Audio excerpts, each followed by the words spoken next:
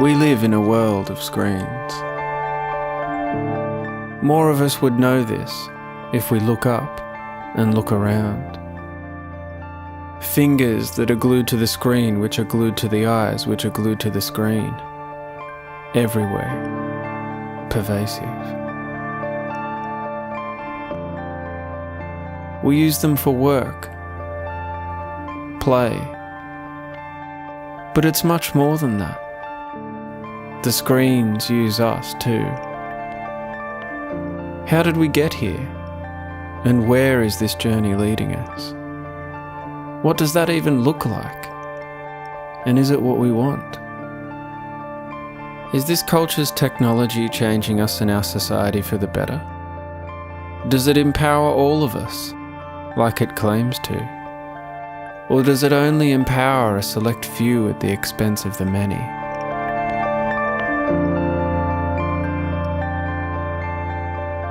What's the price we pay to live in this pervasive electronic world?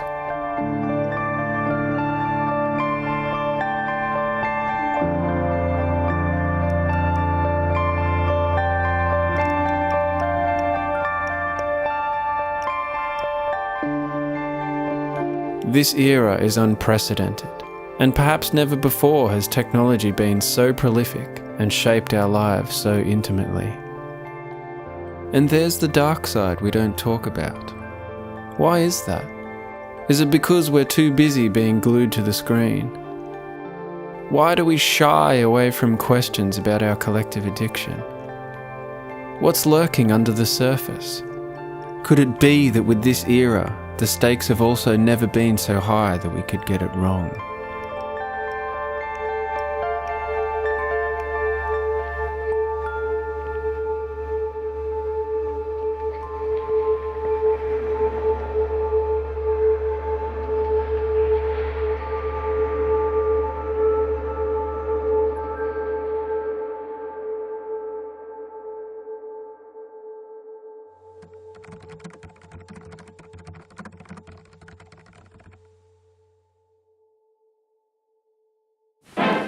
People becoming obsolete? A giant electronic brain has started cogitating at the University of Pennsylvania. It's made of vacuum tubes like your radio, and it can add up a column of figures a yard long in a second. It's the world's first electronic computer. Right now, it's solving mathematical problems for the U.S. Army, but who knows, someday a machine like this may check up on your income tax.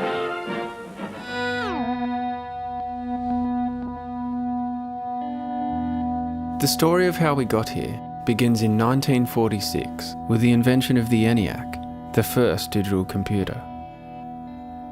The ENIAC was the size of a large room.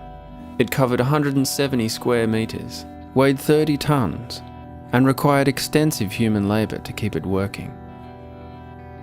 Small armies of people, predominantly women, worked inside the machine to check critical parts and program the computer by changing switches and rewiring.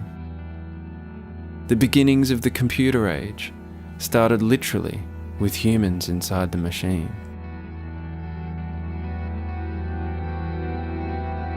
As seemingly with many of this culture's technologies, the ENIAC was created by and for the military.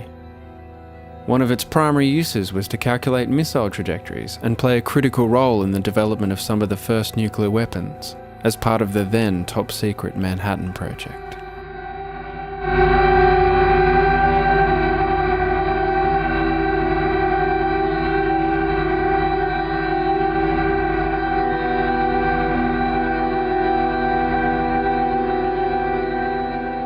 But obviously, the creation of the computer didn't just begin and end with weapons.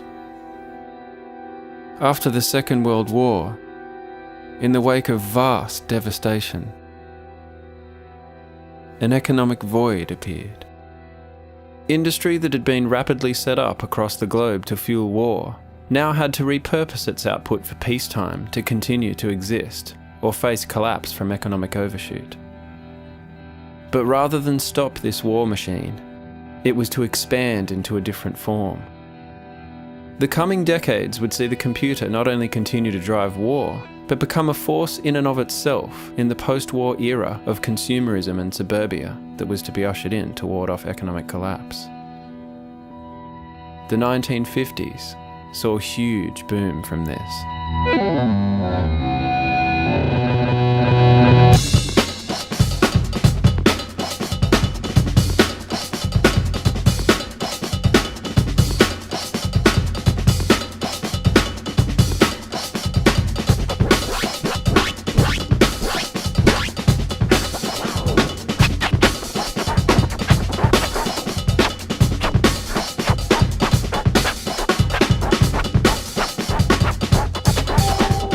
Sounds fantastic, doesn't it? Through the invention of better things, we think you'll agree there is no end to progress now or in century 21.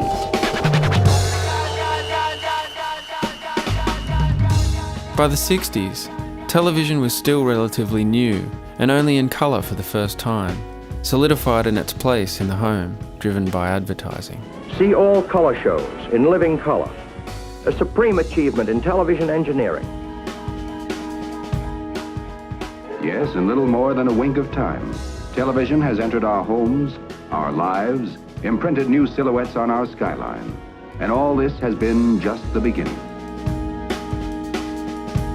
It was also the beginning of the space race, a flexing of muscles between superpowers, escalating the technology of war and computers, satellites and communication. Television could now help by playing a part in a narrative of a culture of fear and paranoia that was the Cold War, beaming social engineering directly into the homes of the population. A point that seems quaint today, given the extent and normalization of television in our lives and media these days. We interrupt this program for a special news bulletin.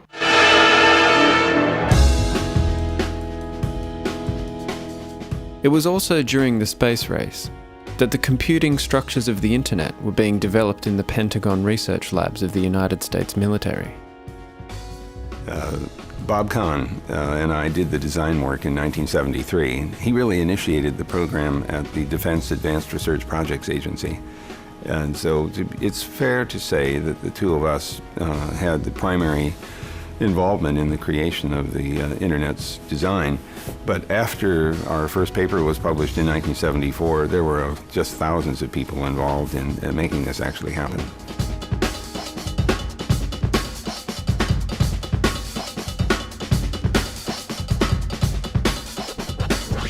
Indeed. The rapid escalation of technology by this point had transformed the world. The personal computer was next, merging with the television, giving rise to key corporate gatekeepers for what was to come, and bringing a kind of synergy to the trajectory so far, and a further frantic pace. The World Wide Web appeared in 1991, and by 1994 there were 100,000 websites. It spread like wildfire. By 1996, the first web browser went public and doubled in its first day of trading. Its market cap by year's end was $2.2 billion. An IPO frenzy soon followed on the NASDAQ, and as ideas were bankrolled into companies, the dot-com was booming. It took radio 38 years to reach 50 million people. Television did it in 13. It took the web less than 5. By 1999, there were more than 150 million people online, browsing through more than 1 billion web pages.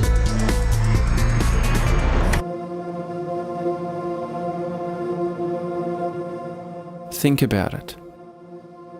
In much less than one human lifetime, we've literally gone from no computers at all to computers everywhere, connected to all the other computers everywhere, seemingly touching every facet of our lives. A colossal paradigm shift in society. Please select your payment method.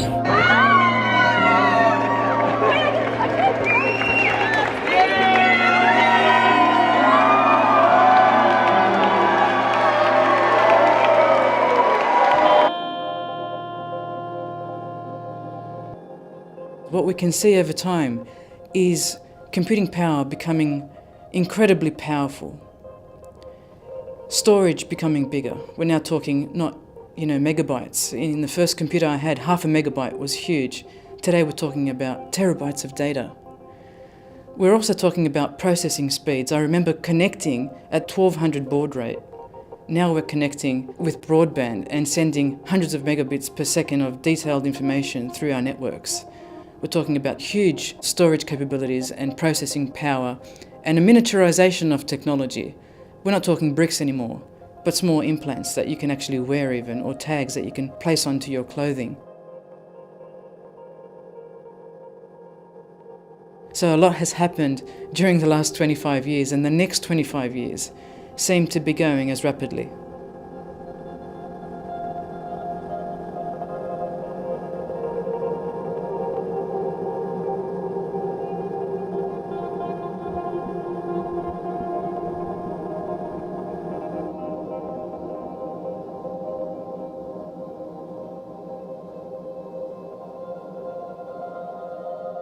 I think you have to look at two things that develop technology. And the first is the money of the people who pay for it, and the second is the passion of those that do it.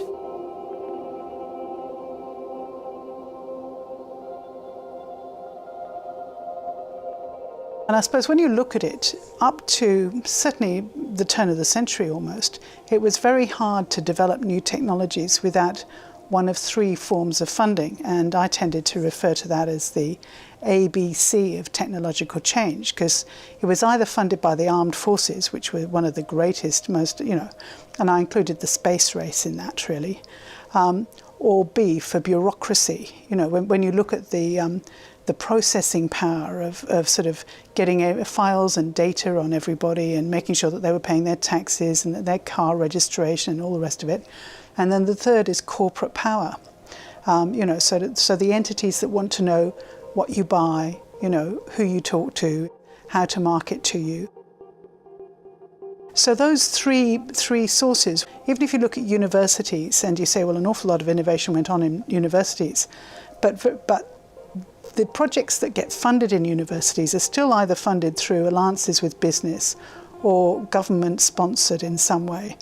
And it's very rare that you came across something that you could imagine that had a lot of money behind it that would develop a new technology that wasn't an A, B or C of technological change.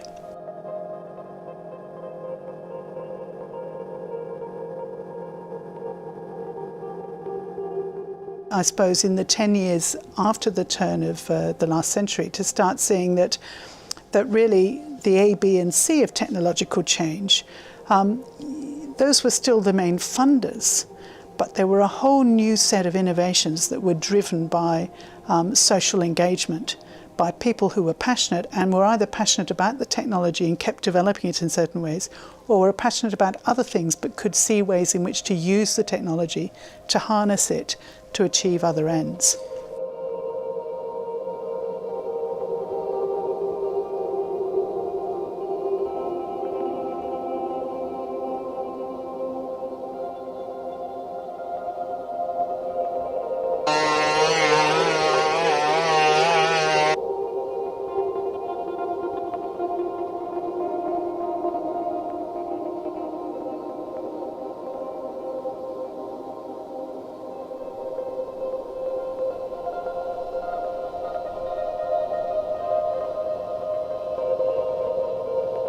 So what does it mean to live in this world of technology, mediated by these power blocks, that have these sorts of passions and history? And when their ability to spread and perpetuate their passions is more powerful today than ever before.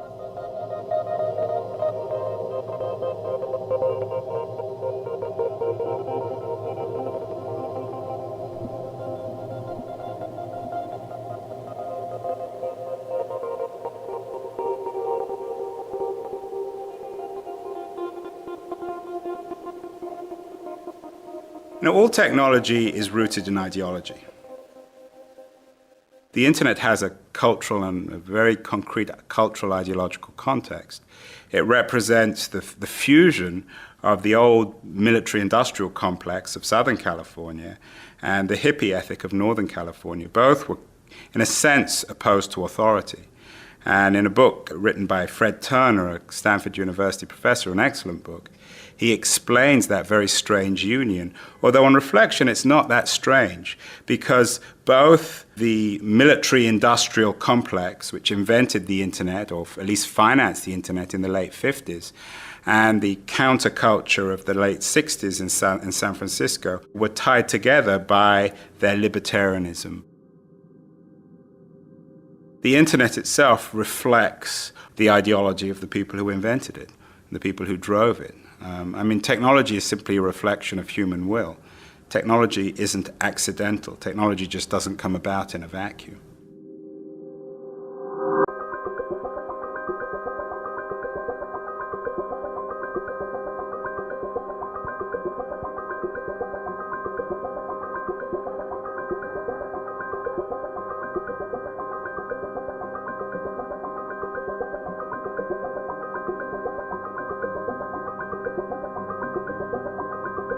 We live in a techno-dazzled world, and there's considerable resistance to the very idea of challenging technology. Is that Google Glass? Is that Google Glass? Is that Google Glass? And now we have computers. They tie the world together. They accelerate communication. They make corporate globalization more likely and more effective. And they accelerate its negative impacts.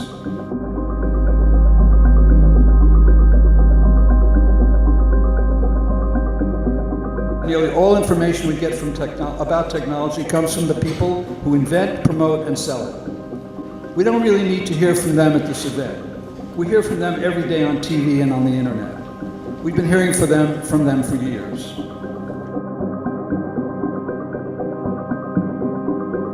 We don't need Eric Schmidt to tell us about computers, driverless cars, and Google Glass. We get it. We want to discuss the rest of the story. What else do they bring? How do they unify our minds within a certain worldview? How do they envelop us within their frameworks? What are their hidden harms to the planet? And how do we deal with the staggering information imbalance that exists right now in our country on these questions?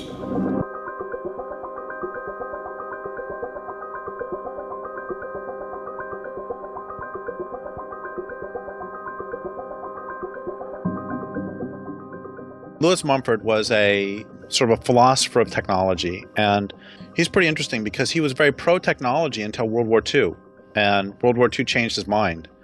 And it's not often that, and I have great respect for someone who allows reality to change their philosophy. You don't often see that. I think most people's philosophy is a justification for whatever pre-existing beliefs they have. And anyway, he had a number of really great insights. And one of his insights is that technologies don't emerge from a vacuum. People say, oh, a tool is just a tool. But that's not really true, in that it takes a certain mindset and a certain set of social circumstances to create a certain tool.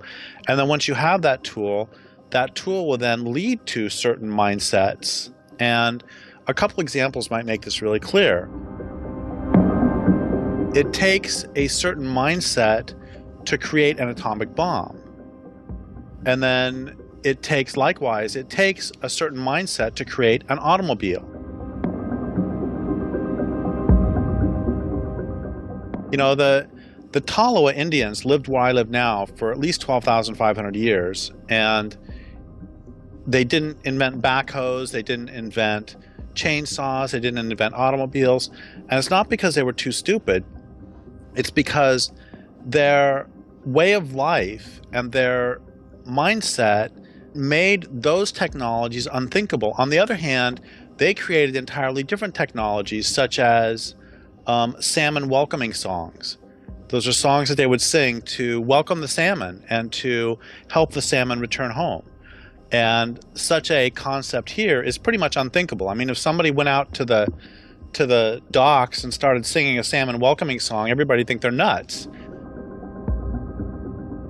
Likewise, once you have a technology, it changes how you perceive the world. And this can be seen really clearly in that I live about 3 miles from a grocery store. And I can drive into the grocery store, and if I forget something, yesterday I forgot something. In fact, yesterday I was sitting in the grocery store parking lot, and I realized, I actually don't need anything, so I just drove home. I mean, I was in town anyway. But if I had to walk the 3 miles, here's how remember every single thing that I'm going to need for the next week. As it is, jump in a car and drive 3 miles, it takes me like 7 minutes or something. It's not a big deal.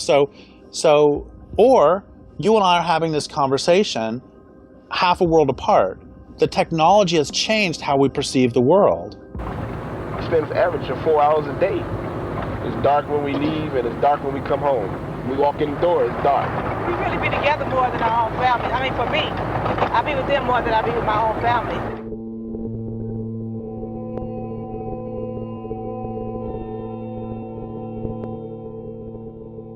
Once again, technologies don't emerge from a vacuum. And Lewis Mumford, he had a word for the combination of technology and the social system that would create it and then come out of it.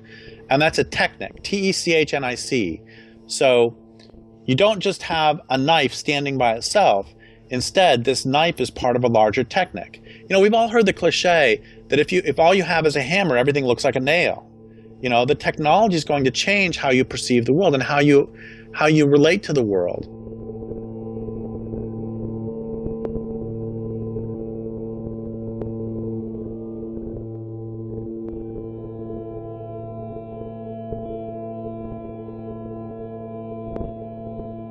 It's unprecedented that although the old argument is, technology has always been here since the printing press and the car and the telephone and the television, never before have these technologies changed our environment from 3 dimensions to 2 and challenged the boundaries as not just information technology, but nanotechnology and biotechnology are doing.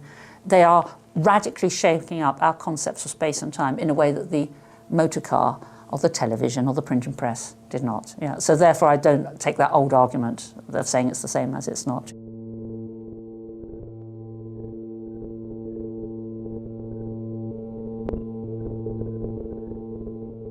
Screen culture is, as its name suggests, a whole way of life revolving around the digital devices. So when we say screen culture, whilst I wouldn't exclude television, it's more the interactive nature and the mobile nature of digital devices, which of course can embrace interactive TV nowadays. But it's more specifically when you think about the amount of hours people spend either with their Xbox or their laptop, or indeed their mobiles, or perhaps even nowadays with Google Glass.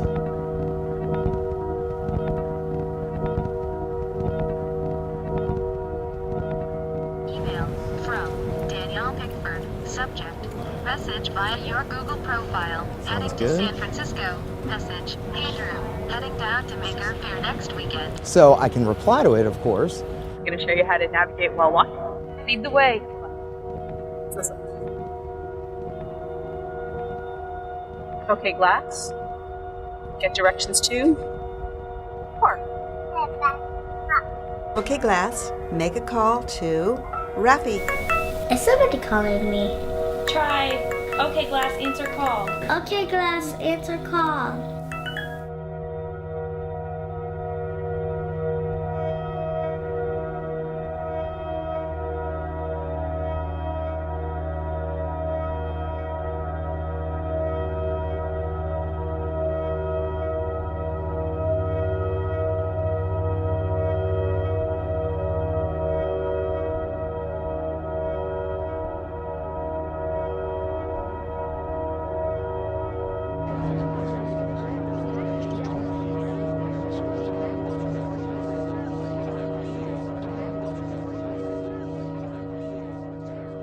By screen culture, I mean literally that, a world of 2 dimensions where for 6 hours a day or more, people in the Western developed world, more particularly kids, are spending time either playing games or on social networking sites, and thereby putting themselves in an environment that is very much in the here and now, that has very strong audio and visual sensations where at the press of a button you get instant feedback from whatever you're doing. But at the same time, you're perhaps removed from some of the aspects that we've taken for granted, things like metaphor, abstract concepts, logical narrative, conceptual frameworks, long attention spans, imagination. But it's primarily a world of a small child, a world of the here and now, a world of a soundbite, a world of an instant frozen moment where nothing has consequences and where everything is literal, where nothing has a meaning. You're not seeing one thing in terms of something else. You're seeing literally what you see is what you get.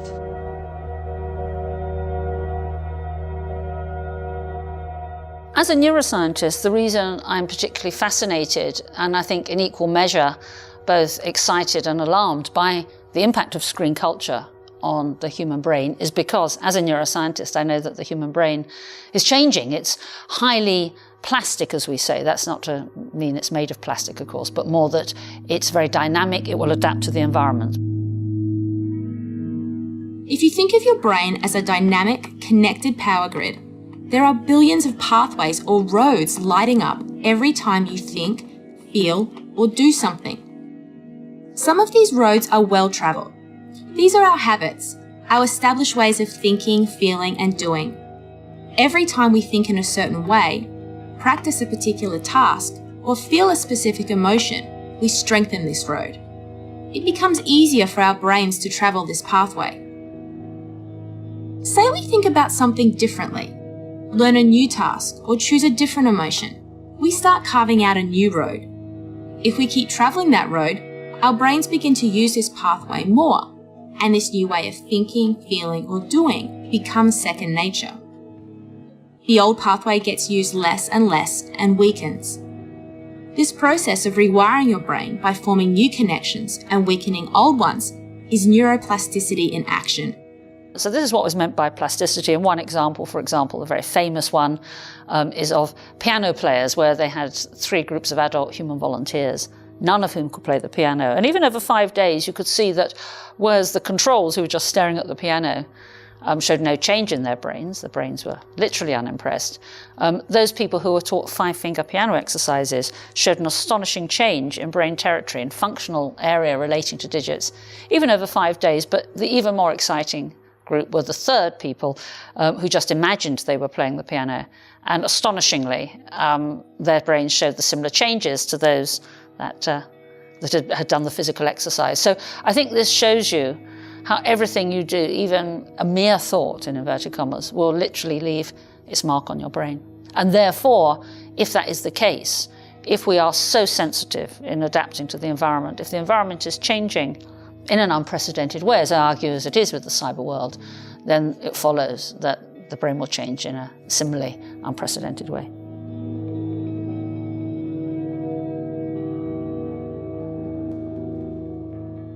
Well, it's clear that even people who have, like me, who started off without the web and now use it, work differently. When we want to think of something, we tend to often just reach for the keyboard because we have assumed that we can find stuff. Now, people say, I don't know, that they've measured that people are not remembering so much. I don't know, but I know that the way I work very often assumes that I can go for my computer helper, for my web as a helper. The web is an extension of my brain. When I'm roaming, so my little interface to the web is too expensive to use, I feel as though suddenly I've got one hand turned behind my back because the usual sort of instinctive reaction to whip it out is I have to hold back and try to actually think things up. Think.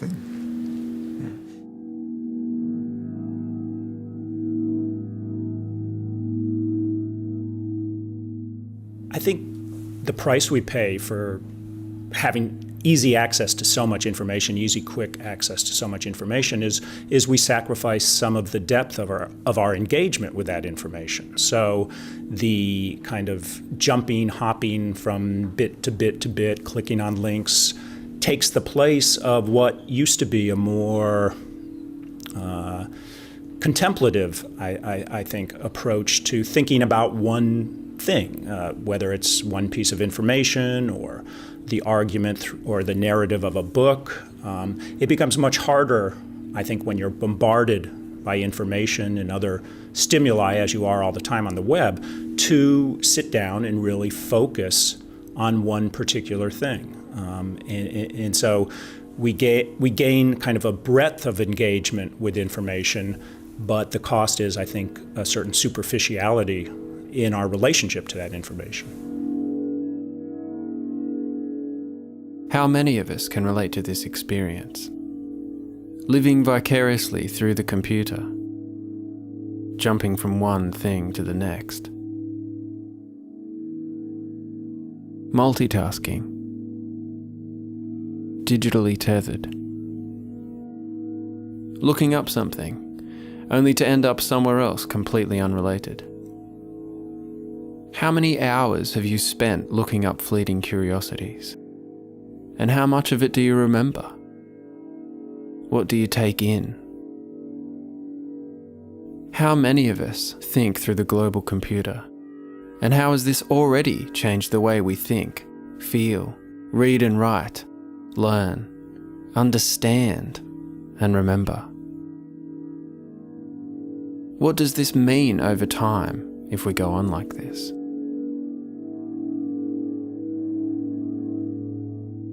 Throughout my life, books have played an important role, and I've always found it easy to immerse myself in a book and get engaged in an argument or a narrative.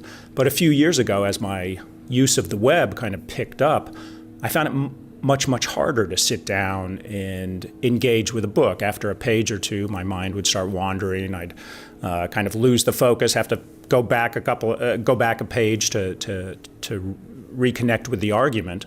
And at first, I thought, okay, maybe this is just general, age or something that's causing this. But what I noticed is that the sensation I had when I tried to read or really concentrate on anything was that my brain, my mind, wanted to behave the way it behaves when I'm at my computer or online. It wanted to check email. It wanted to click on links and jump from page to page. So it really, I began to make the connection that, in a really an unmistakable way, my use of the net was changing the way I think, in changing my ability to do things like concentrate or contemplate one particular piece of information or read through 100 pages of a book. And I began talking to other people, and many of them, not all of them, but many of them had a very, very similar, were suffering from a similar type of affliction. They felt that they had increasingly scatterbrained and they wanted to be online.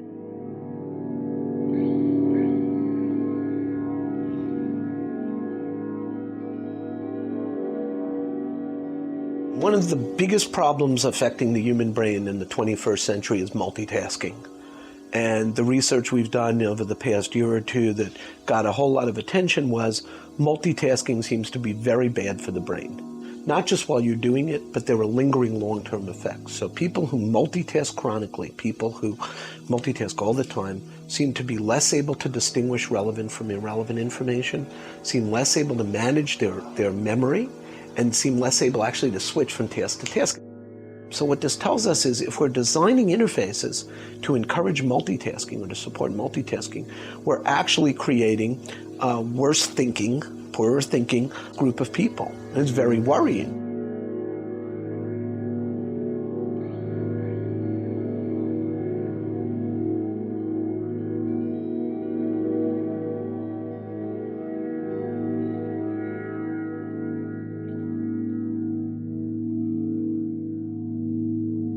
If you look at the way the internet bombards us with stimuli, not only hyperlinks and different pages of information, but alerts, from Facebook updates to Twitter alerts to, incoming email and even our phones going off all the time, it creates, in a sense, an environment of information that plays to our desire to be distracted. And so it becomes very difficult to keep a focus on anything when 5 different things are happening at once on your screen or between your screen and your smartphone and so forth. And it's just all sorts of environmental stimuli that come through this information medium and keep us pretty much permanently distracted.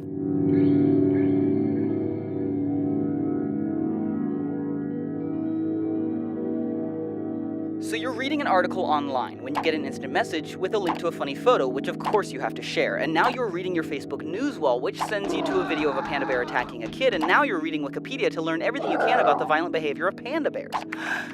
And this is what 3 minutes on the internet can be like.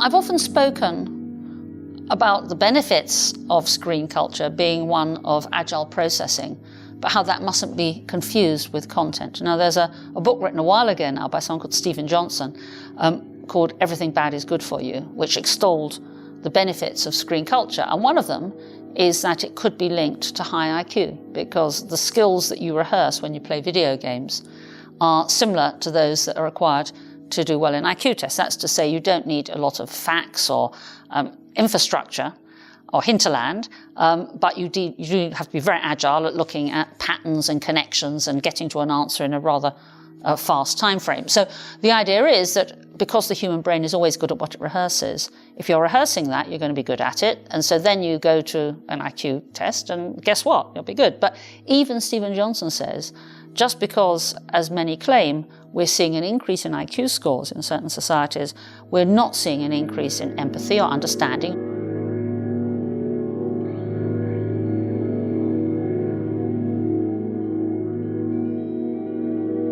We're not seeing insights into the economic woes of the world or the Middle East crisis. No one's suddenly come up with their superior cognitive abilities with insights that we would regard as important. And I think what you need to do, therefore, is on the one hand, yes, it's very good for mental processing, for what used to be called fluid intelligence. That's to say, where the emphasis is on giving a right response to an input.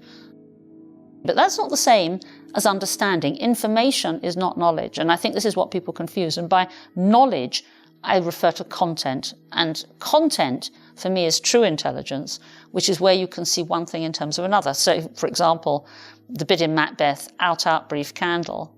In order to really understand that, you have to see the analogy between the extinction of the candle and the extinction of life. You can't just say, take a candle literally.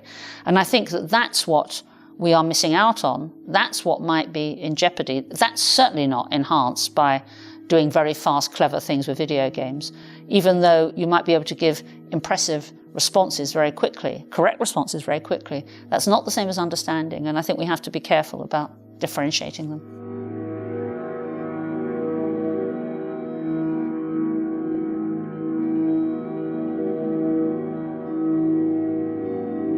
Following on from that idea, we think about learning. And let's take the example of the British Education Minister recently said, yes, young children now, everyone should learn a poem. And I think that's wrong. I think the emphasis should be they should understand the poem. So really what we need is not just to access facts, but we need to see one fact in terms of something else. So facts on their own are pretty boring. Who cares the height of a mountain or the date of a battle or the name of a king? These things are only relevant if you relate them to others and you see a trend and you can generalize. Or if you're learning the name of a king, you know more about that king and why he was important. So a fact on its own, which is why Trivial Pursuits and pub quizzes are not held up as the pinnacle of intellectual achievement. Facts on their own are not the same as interpreting the facts, putting the facts into a framework, and even more important than facts are ideas. And you do not get automatically ideas coming out of an iPad. You won't have that. You'll have access to facts, but it requires an inspired teacher, it requires your thinking processes, it requires something in addition for you personally to join up the dots. And that's for me, real knowledge. So can we join the dots with this then? The fact that the screen culture has become more pervasive than ever before, and that we're increasingly spending more and more of our time in this virtual world. A world which encourages distraction, shallowed thinking, short attention spans, and a world where we don't have to remember anything anymore because we can just look it up on Google. Can you see this as one thing in terms of another?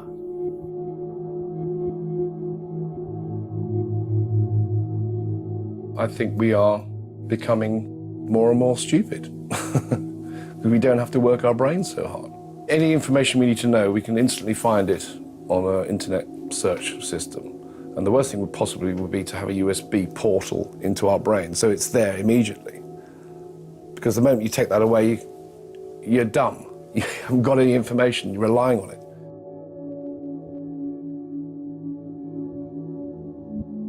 Recently there was some work done by someone called Sparrow, where she claimed that we were changing our memory processing because you can just look something up on Google. The overall findings are that when people don't know things, they tend to think about the computer first. They think about the place to find it.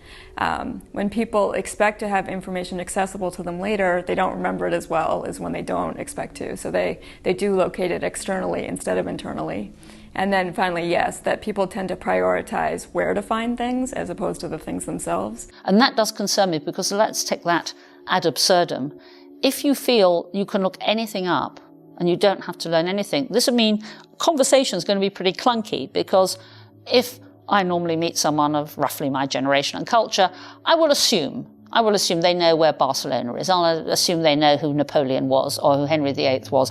I'll assume they know where New York is. So you can have a conversation. And we all know the delight of having conversations with people where you share a lot of background knowledge that can develop ideas. But imagine having a conversation with someone who knew nothing, who didn't know who Hitler was, who hadn't heard of fascism, who had to look it up each time. This would mean that you couldn't really have a very fluid or interactive conversation. And I know that sounds extreme, but if we are always having recourse to an external source of memory, then I think it's going to have a severe impact on how we interact, how fast we have ideas, and what we do with them. And I think that the younger generation perhaps might be disadvantaged in not having such ready, agile processes and have a much more cut and paste mentality. Oh, maybe there's I see the lineup for Carr? It's getting wasted. The Empire State Building is like really close to it, so it's a good.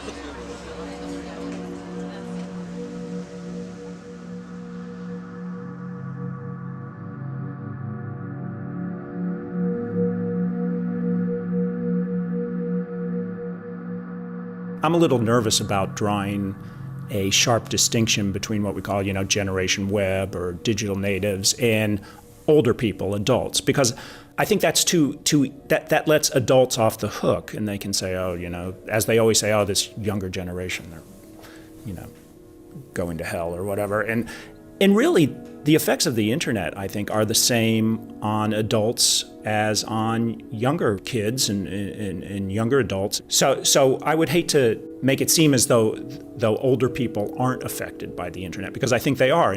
And I think what we see in young people, the distractedness, the inability to, read more than 2 pages at a time, is probably coming to characterize older people in every generation as well.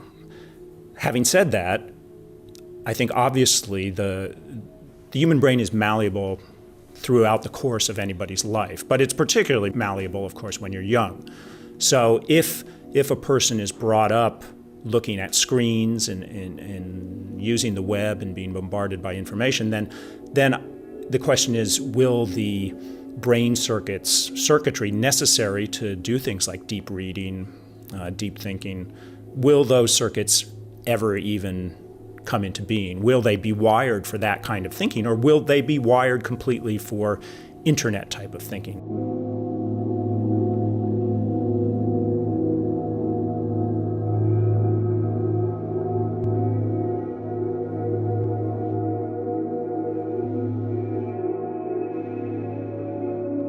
We are so perhaps transported by the experience of accessing Google and of surfing and of watching YouTube, most of which has no real significance. Watching a dog as a trick cyclist is so what? You know, watching people planking, watching the Harlem Shake.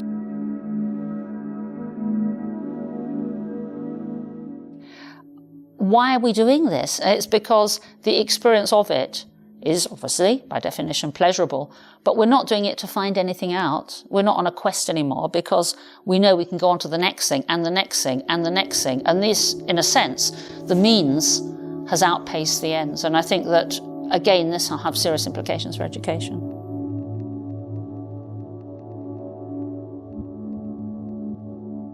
I think that's the big fear, is that we'll end up with a generation of people who are very good at using the net and very good at finding information and processing information very quickly, but don't really have any capacity for contemplativeness or for concentration or for deep engagement with information.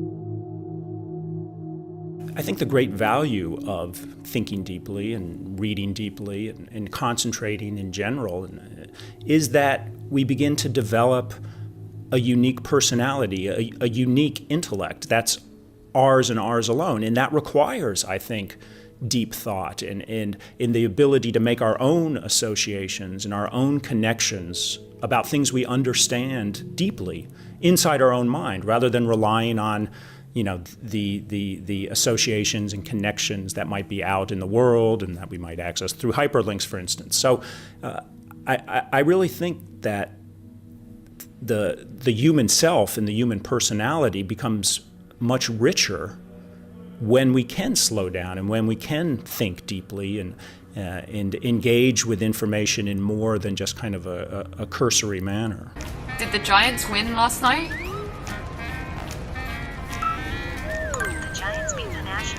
Will I need an umbrella tomorrow? No. You think no?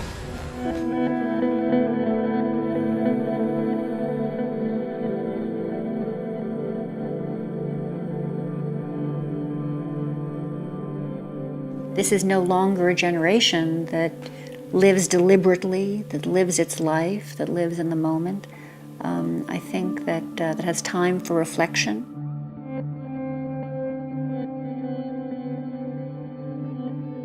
We ask ourselves questions. If the velocity and volume is such that I send you a tweet or I send you a text, you have to answer me back. You can't. Nobody answers a text by saying, I have to think about that for 2 weeks. The communication demands a response. Well, that means that we start to ask each other questions that are easy to answer. And so I think we live in a kind of paradoxical time, and we're giving a whole generation a very paradoxical message. The world is more and more and more and more complex. On the other hand, we're only going to ask you a question that you can answer in 2 seconds. So we leave ourselves less and less time for reflection because our communications media push us to quick responses. And quite frankly, the questions before our planet right now are not questions that should be answered or thought about in the time space of texting.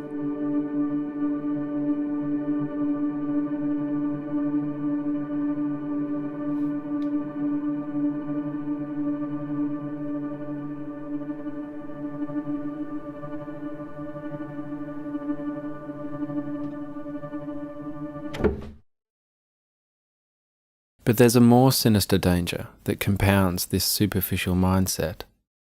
For even when trying to meaningfully engage with information online, what if that information was tailored and edited just for you, like an invisible fine-tuning of the world? And if you weren't paying close attention, how would you know?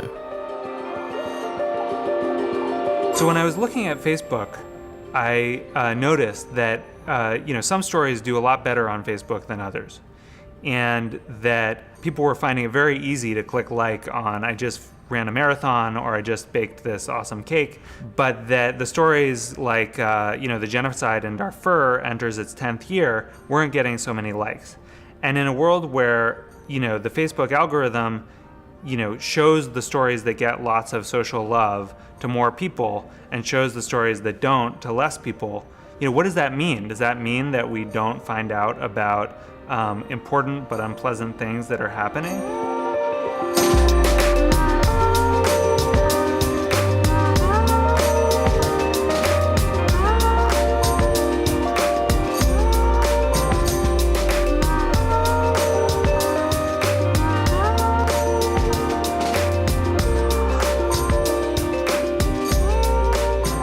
Mark Zuckerberg, a journalist, was asking him a question about the news feed. And the journalist was asking him, why is this so important? And Zuckerberg said, a squirrel dying in your front yard may be more relevant to your interests right now than people dying in Africa. And I want to talk about what a web based on that idea of relevance might look like.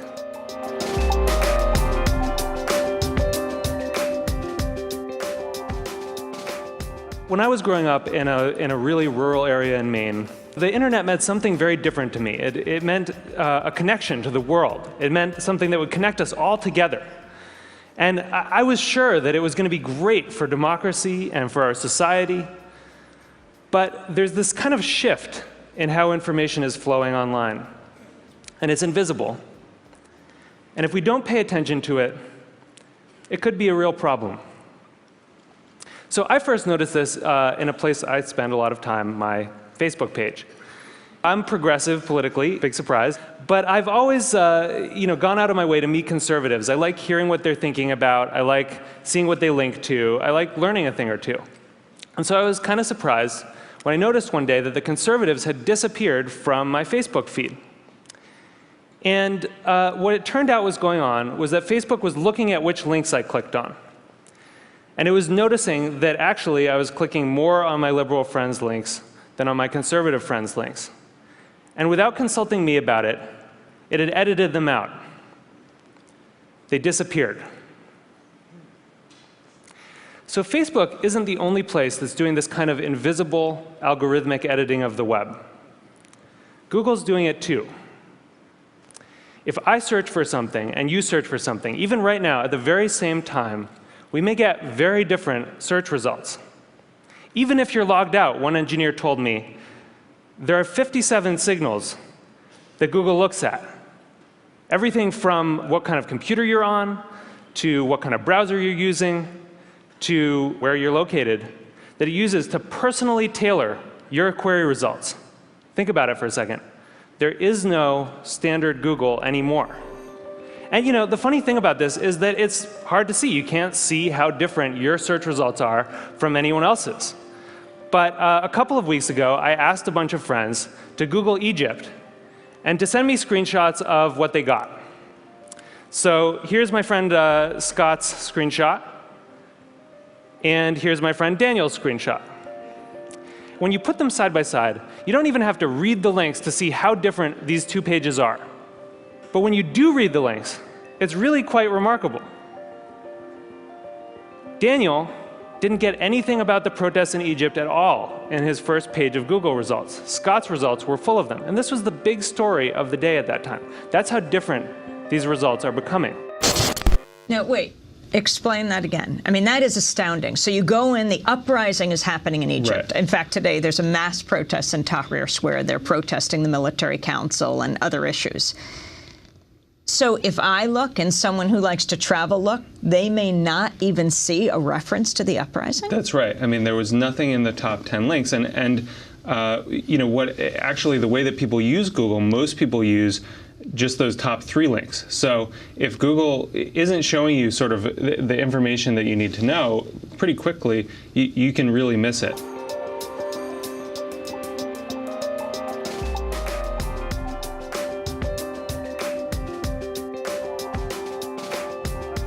It's not just Google and Facebook either.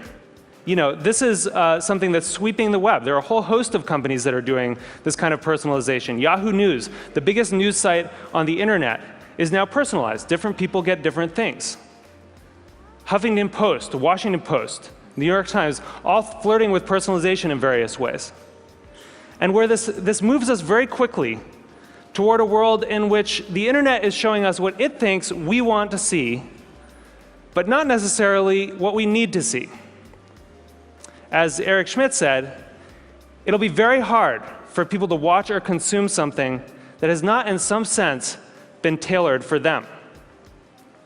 So I do think this is a problem. And I think if you take all of these filters together, if you take all of these algorithms, you get what I call a filter bubble.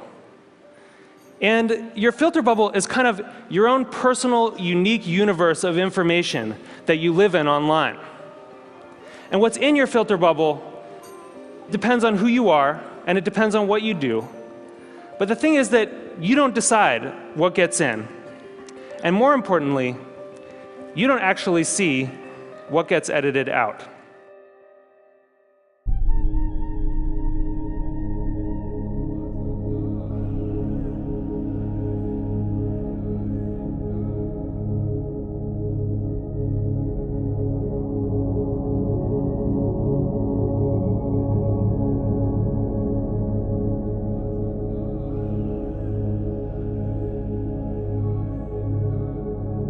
We've never seen technology like what the scenario we're in right now. This little black mirror that we carry around in our pockets, the smartphones, that's all you. That's all about you and your preferences and the websites you want to look at. And we become insular, we become very intolerant of others. The technology that we carry with us and that we are consuming at record rates right now encourages entitlement and encourages a lack of respect of other people's boundaries.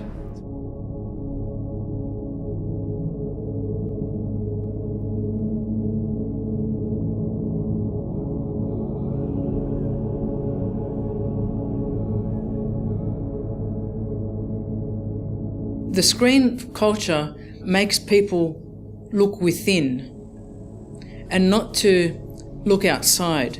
So when I'm using my smartphone and I'm being sent instant messages and I'm being communicated to, it's about me. And people can say that's great for personalization. That's how I want it. I want to customize my whole life. But in fact, we're internalizing a lot of things. If I think about me, then most likely I will neglect my children. I will neglect my partner. I will neglect my workplace because it's about me and my interactions and the instantaneous communications that take place.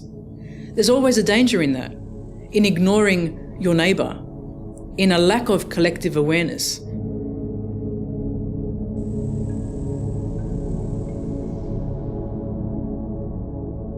It's about insular things. What you're doing is removing your ability to think, removing your ability to meditate and be peaceful about things because you're constantly being bombarded by messages which are relevant and irrelevant. You're constantly thinking that these are more urgent than the baby crying in the next room who requires milk or food. And the screen culture just propagates itself. So in order for me to internalize my communications and look down and keep texting and keep messaging back, I also impose the same culture on my children because I just tell them to go and look at the TV for a little while longer. Go onto the internet, search some more things, go onto, playground and look at some music. So I am spreading this mimicry.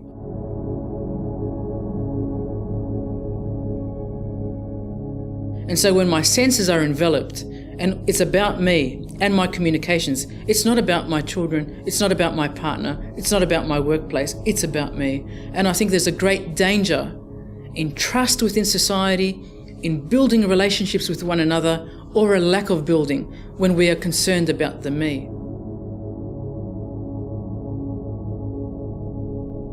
The me has been a target of corporate power for a long time. Advertising after the Second World War changed into instilling desires and manipulating the masses to want things and see the world in a certain way. From where the computer and the internet originated, this is in hyperdrive of the world of the screen culture, where not only the convergence of technologies has amplified the power and influence of corporate voice, the screen culture provides a centralized mechanism of social control, pretending to be freedom and democracy. We tend to think about the internet as this sort of medium where anybody can connect to anyone. It's this very democratic medium. It's a free-for-all, and it's so much better than that old society with the gatekeepers that were controlling the flows of information. Really, that's not how it's panning out. And what we're seeing is that a couple big companies are really, most of the information is flowing through a couple big companies that are acting as the new gatekeepers. These algorithms do the same thing that the human editors do. They just do it much less visibly and with much less accountability. And with a level of fine-tuning and individual customization never before possible. They have a lot of the same dynamics that are driving what they show people and what they hide from people as the old media did. How these things are architected have huge consequences that are political.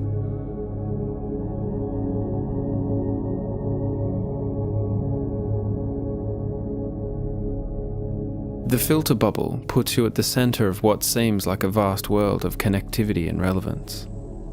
But really, you're in a walled information garden, a holding cell of two-way mirrors, a giant echo chamber.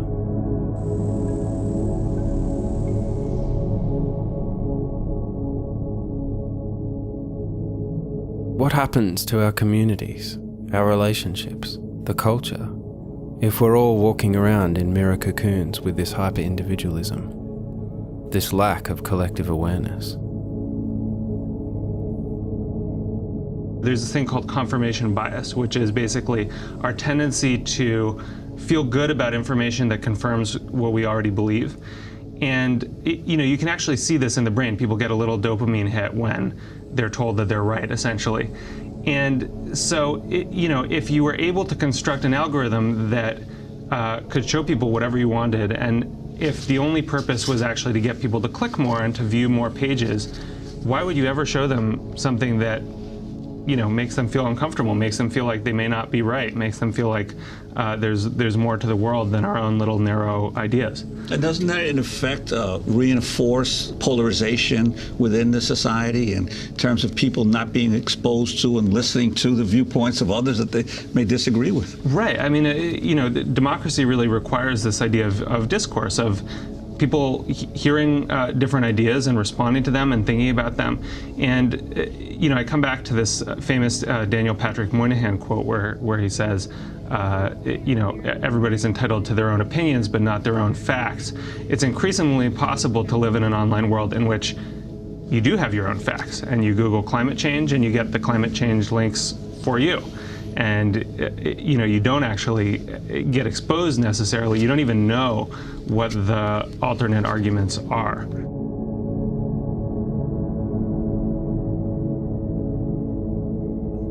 As we willingly pour our lives into the screens not only simply reflect this more of the same, it's strengthening corporate power, studying and analysing us inside this playpen, projecting into our individually targeted mirror world.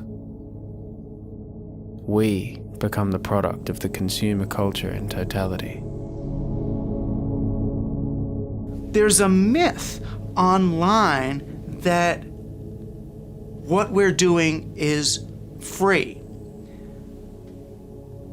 All that's happened is the place that revenue and value is extracted from us has been shifted.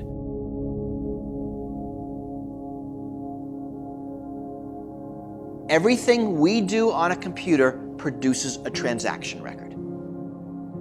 Right? Whether it's your laptop, whether it's your phone, whether it's an ATM machine, a toll booth, using your credit card, anything with a computer creates a transaction record.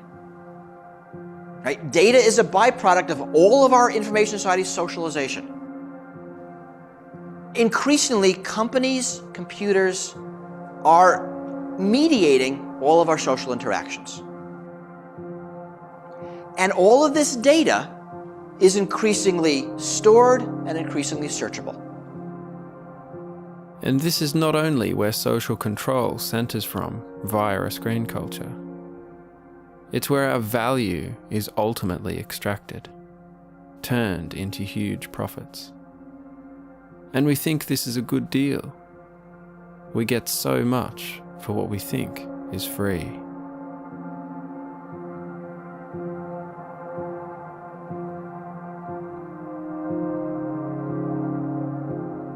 Think about your digital trails. What did you do today that involved a computer, a screen, your choice or not?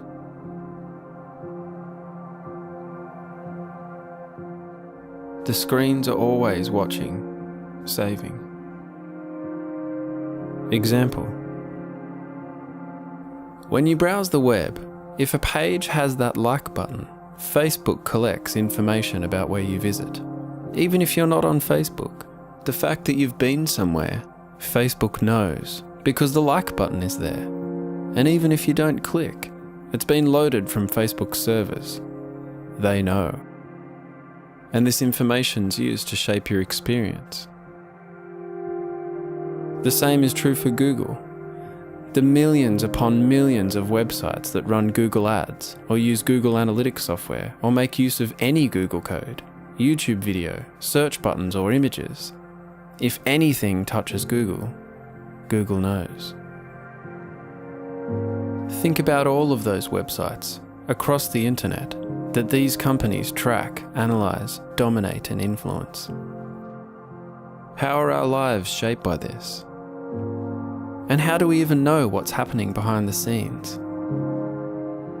We've become so sparing in our understanding of these technologies, these corporate interests, and how they wrap around our lives. What happens when I click this button?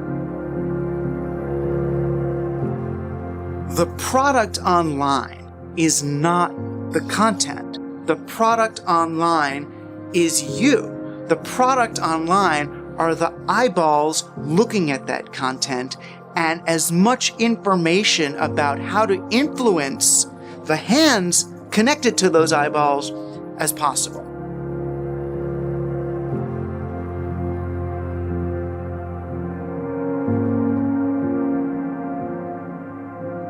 You know, when you average kid today, you look at Facebook and you think, oh, look at this place. Facebook is here to help me make friends. Isn't that great?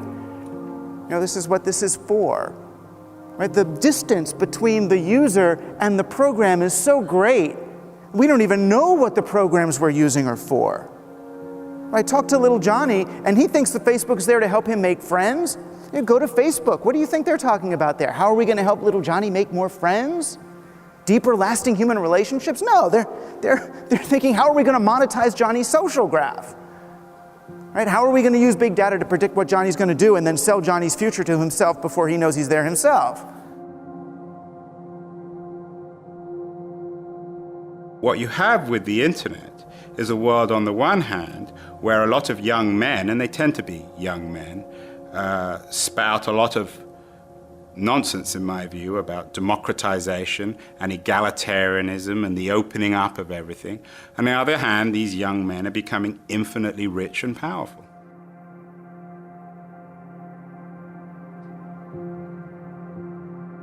Does this concern you? A convergence of corporate and state information power that old media empires could only dream of. There is right now a huge, huge commercial push or corporate push to collect as much data as possible. Right now, the default rule for Google and pretty much all of its competitors is that they keep everything. They have a log of every search made through Google since it started in the dorm rooms at Stanford. What you Google for defines you. A log of your searches on Google or any other search engine is practically the closest thing to a printout of the contents of your brain that we've ever seen. It indicates your political leanings, your religious leanings, your medical concerns, your sexual concerns, a vast array of sensitive data that in the past no one ever had.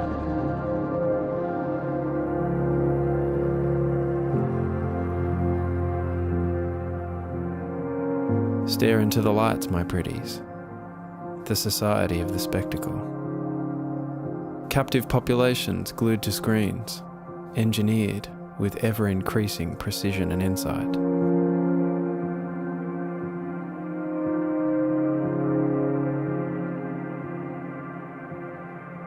The basic fundamental paradigm of advertising is called one-to-one marketing. That's what was made possible by the internet. I can know everything you do, and I can reach you at any point. First, in the 90s, it was when you were in front of a computer. But now, because of the growth of the internet, and especially mobile devices, I can reach you 24/7. I can reach you and your friends, and I can target you, and I can engage in invisible digital behavior modification.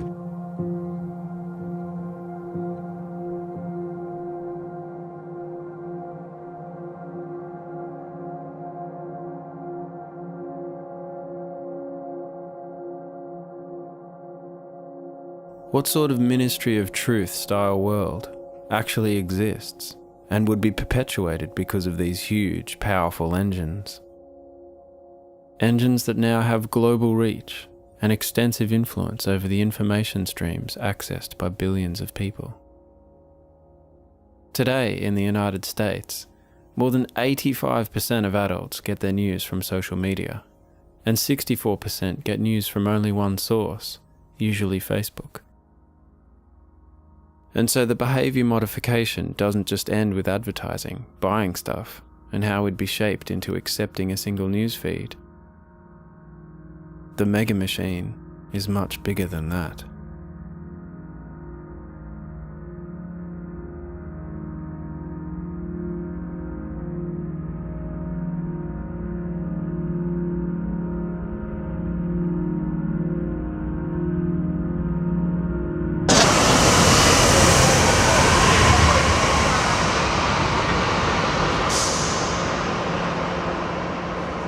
Corporate forces make huge profits, not only off the data about who we are and what we do, and by shaping us to be subservient consumers, and the cycle goes round and round.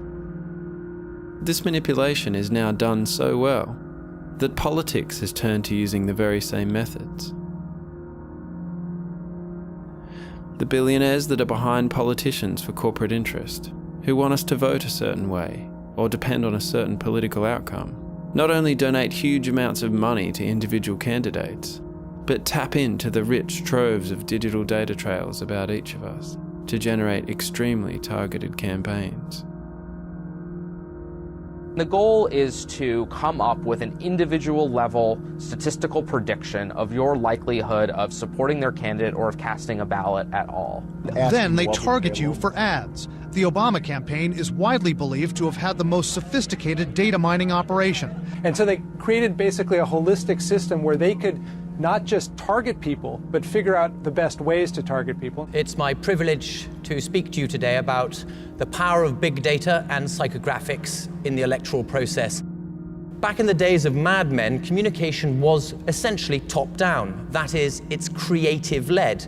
Brilliant minds get together and come up with slogans like beans means Heinz and Coca-Cola is it, and they push these messages onto the audience in the hope that they resonate.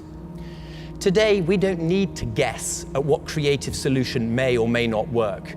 We can use hundreds or thousands of individual data points on our target audiences to understand exactly which messages are going to appeal to which audiences way before the creative process starts.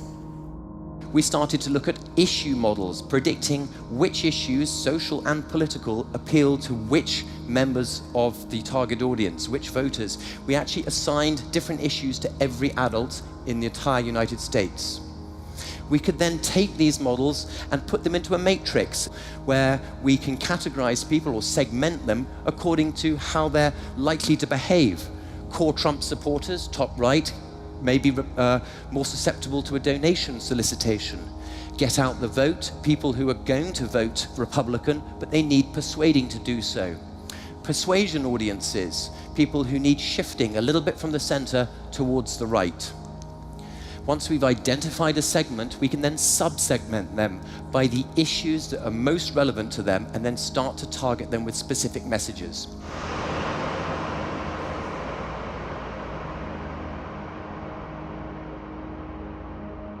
Axiom. Quantium. Palantir. the companies behind the companies.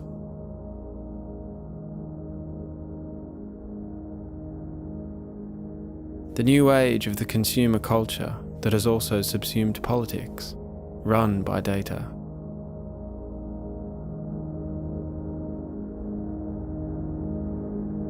Seemingly everything is run by data. Technocracy is the new democracy. These forces are the pervasive hidden hand in much of the online world, openly bragging about how they can manipulate us with scientific precision on a scale never before possible.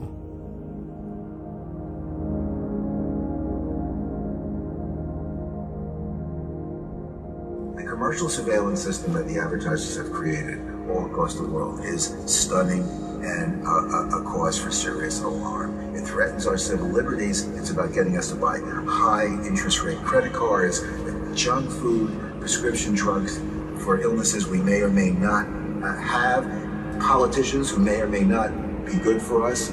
That's what all this data is being used for. We have no access to this data. We have no ability to control this information. We can't challenge it. We can't correct it. So we've allowed the Googles and the Facebooks and the Yahoos to create invisible repositories of information about each and every one of us that they can use when it's close to us. So ultimately, it's not about just selling. It's about maybe the next evolution of capitalism, creating an undemocratic society.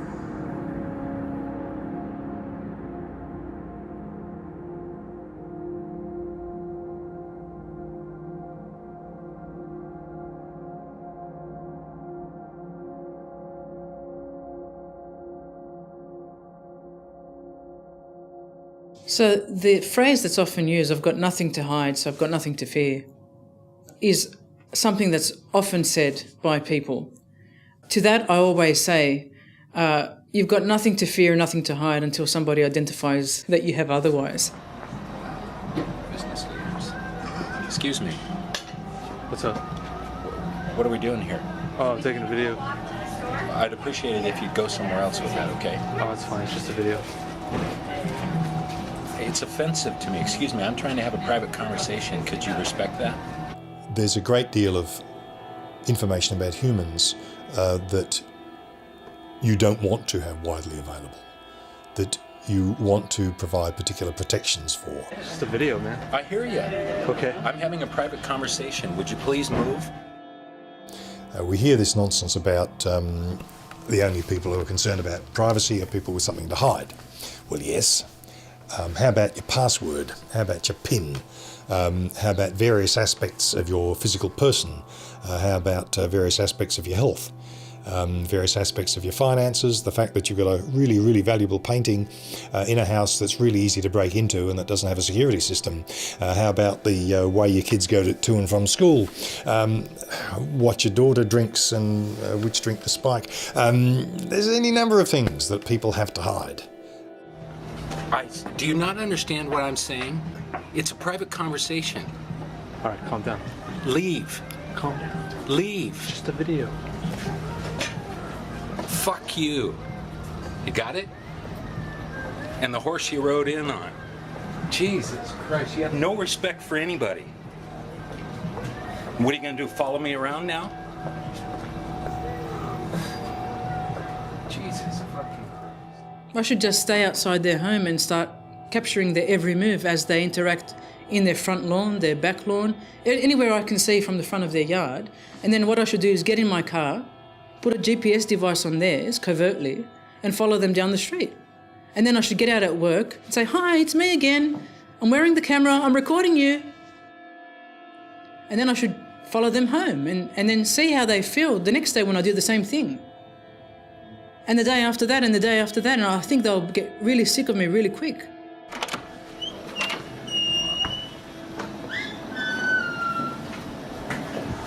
What are you doing? I'm just taking a video. Why are you taking video without asking us? What? Shouldn't you ask us first before you take a video? Oh, you seem confused. Yeah, you're not. We have this room and you just like barge in. Oh. Can you leave? Dude, what's your problem? Can you just leave? Huh? Can you ask us why you're taking a video? Just taking a video. Okay, well, I don't want to be taken a video of. Why are you so worried about it? I'm not worried, you're just being annoying. Look at it this way. You ever go to the grocery store? You know, there's like surveillance cameras everywhere. Yeah? It's not a big deal. Okay, well... It's just a video. I mean, No, you're just being annoying.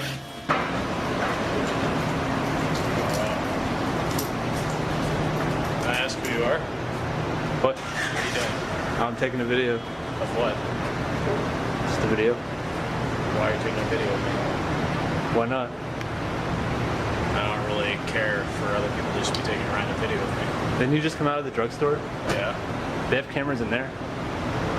So? What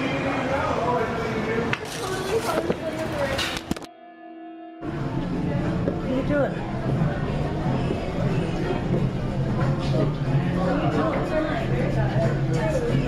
Boy, they let anybody over here, huh? Hey, how are you? How are you? Good. You have a problem? What are you doing? We got a photographer. I don't know who this guy is. What are you doing? Hey, son. Hey, hello? What are you doing? What are you doing? What are you doing? You don't know. He's been following us and taking like, what are you doing? Why don't you answer him? Hello? Hello? Chief. Hey, Chief. What are you doing? Do you talk? Do you talk? Hello? We're going to meet somebody. Holy crap. How you doing? I'm good. This is freaking me out. Yeah, I know. Should be really freaking you guys out. And this is what the Mega Machine does. It follows us everywhere, tracking, recording, analysing, scrutinising, unanswerable. So why aren't we pissed off about this in the same way? Is it because the surveillance is diffuse, coming at us at all directions? It's not a guy with a camera right in front of our eyes. Why are you taking a picture for? It's something that's been normalised in slow incremental stages. A kind of creeping normalcy, hidden in plain sight. Most people who go about their everyday life are oblivious to CCTV cameras.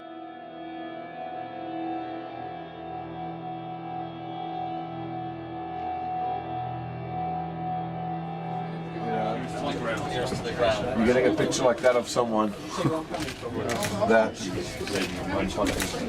you can't, the person's not going to be able to question what's going on. Even mobile CCTV now on police cars.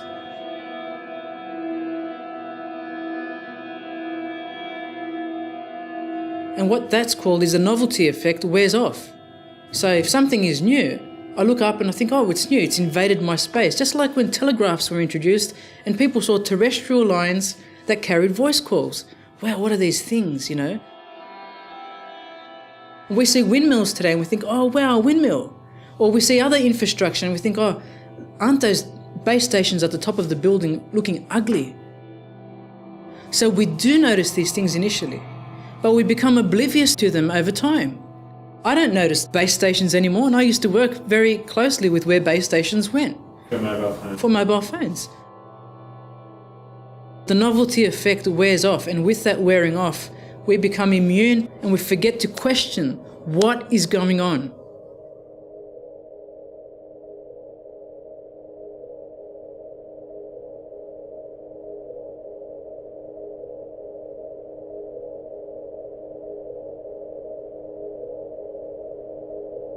The Jews who lived in Holland in 1939 had nothing to fear from a database that identified them as being Jews.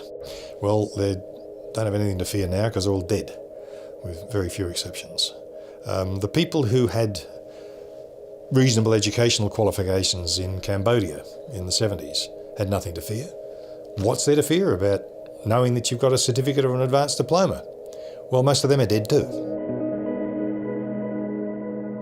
In Rwanda, Burundi, it was being thought to be of a particular ethnic background. Now, it's not terribly easy for people to tell ethnic backgrounds when they're tribal and they're adjacent and they've been adjacent for hundreds and even thousands of years. but the decision was made that you were of that ethnic persuasion and therefore you were dead.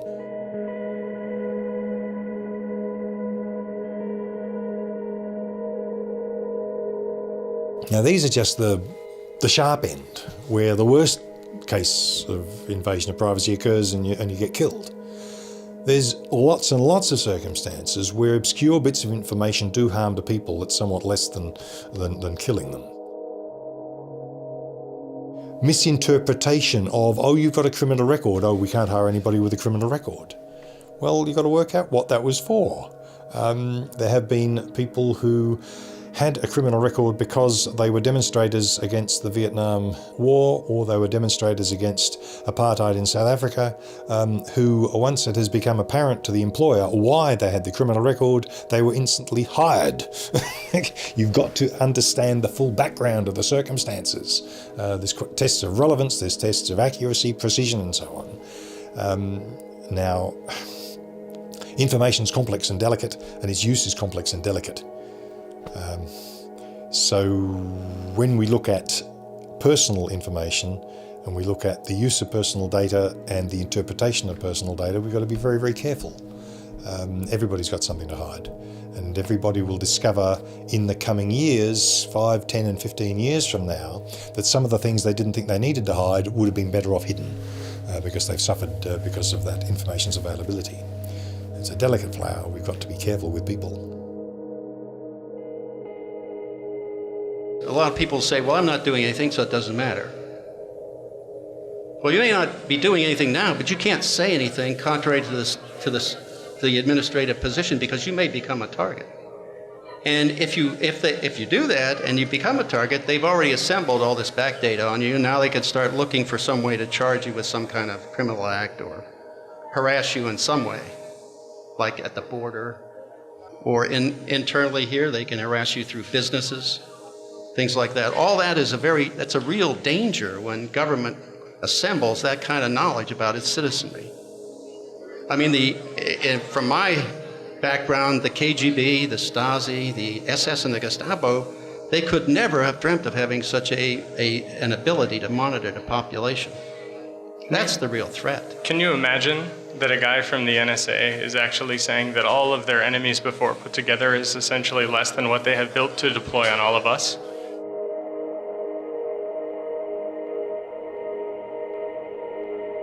Surveillance is much more pervasive in our online lives than it is in our offline lives. And I think a lot of, most people in the United States and the democratic West are not aware of that, because when police officers come into your house or come into your office and they go through your files, they go through your desk, they go through your drawers and cabinets, it's pretty obvious that happened. If they do the equivalent in your email, in your, online storage spaces, in your Facebook, you don't know. You have no idea it ever happened, so you're not going to raise a fuss about it. In a way, there's a kind of self-surveillance that I think that young people don't think about in political terms. But it is a political issue. People put their lives on the screen. They put really intimate details of their lives out there, and with very little thought that there might be people using that information in ways that are not benign. That's why I say there will always be another bigotry. That is to say, you don't know what in some future environment you will be accused of being. Possibly being in favour of heterosexuality will one day be a bad thing. Having been a member of a particular church which has become discredited could become a bad thing, which could be a black mark, which could result in you not being able to, for example, join the public service. Those sorts of things have happened in the past, and they've happened in many countries, including in Australia. Do we really want to be gifting that kind of history forever to a corporation? Now, of course, those people who use Facebook and put stuff on Facebook that invades their own privacy, embarrasses them when they apply for jobs 3 years later, and indeed embarrasses their friends when their friends apply for jobs 3 years later. The people who do those kinds of things on Facebook might well say, so what? I think in 3 years' time or 5 years' time or 15 years' time, those people are going to look at it differently. They're going to be saying, but surely you're not going to take notice of that rubbish. I was off my face when I was young. Aren't people supposed to get off their face when they're young? That's the attitude that many of us have. Young people are always more happier with risks than older people are. And that's the same person. The older one is more risk averse than the younger one was.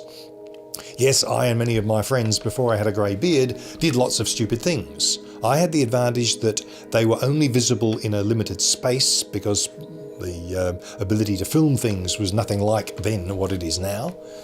And they were not only limited in space, they were limited in time because they weren't recorded and they weren't subsequently available to anybody except by word of mouth. So I'm protected.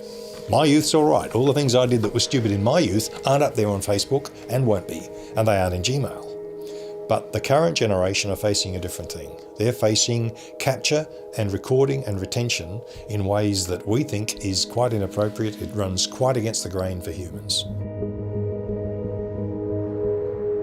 Somebody told me that they can listen to what we're saying by my having this even if it's turned off. Yes. Here's the real grand design. Every domain, think of a domain as an activity, a specific type of activity. Phone calls, or banking is another domain. So if you think of graphing each domain, and then each graph then turning it in the third dimension, the trick now is to map through all the domains in that third dimension, pulling together all the attributes that any individual has in every domain, so that now I can pull your entire life together. The purpose is to monitor, be able to monitor what people are doing. You build social networks for everybody. That then turns into the graph, and then you index all that data to that graph, which means you can pull out a community that gives you an outline of the life of everybody in the community. And if you carry it over time from 2001 up, you have that 10 years worth of their life that you could lay out in a timeline that involves anybody in the country.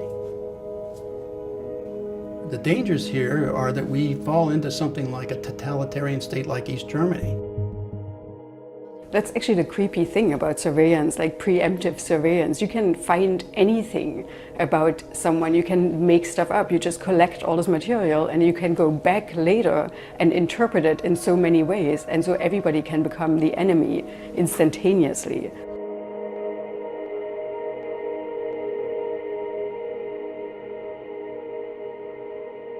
Where are we while all this is happening right in front of our eyes? Are we paying attention?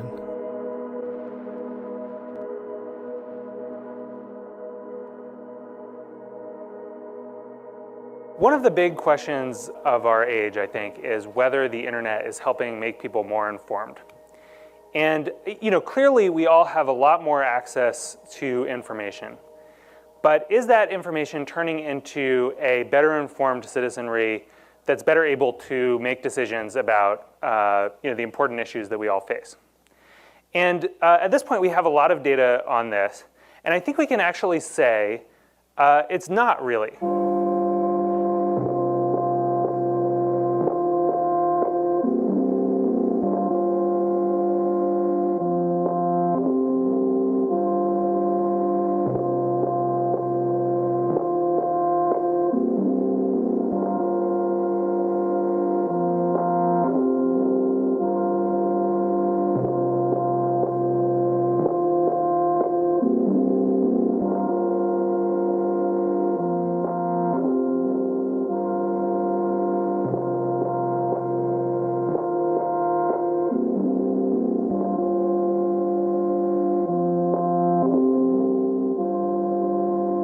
Did a big study of the differences in people's informedness about foreign affairs before and after the internet. So they looked at 1989 and 2007.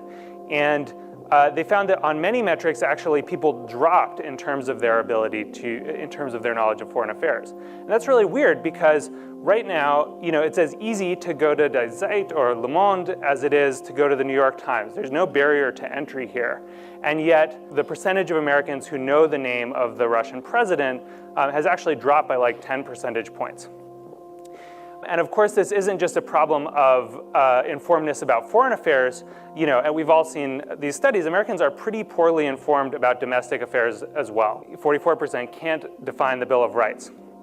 Americans want to cut foreign aid from what they think it's at, about 30%, to about 14% of the budget. Actually, it's way less than 1%, right?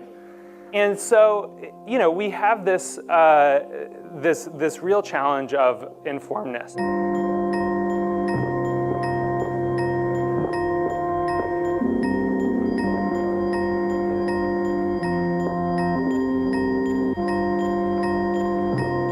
We have a situation in which a significant percentage of the population doesn't vote, doesn't care about the issues, is tuned out entirely, is what we call depoliticized. In fact, we have a rate of depoliticization in the United States that must make a tyrant like in Indonesia envious. They say, how can I get one of these vegged out populations?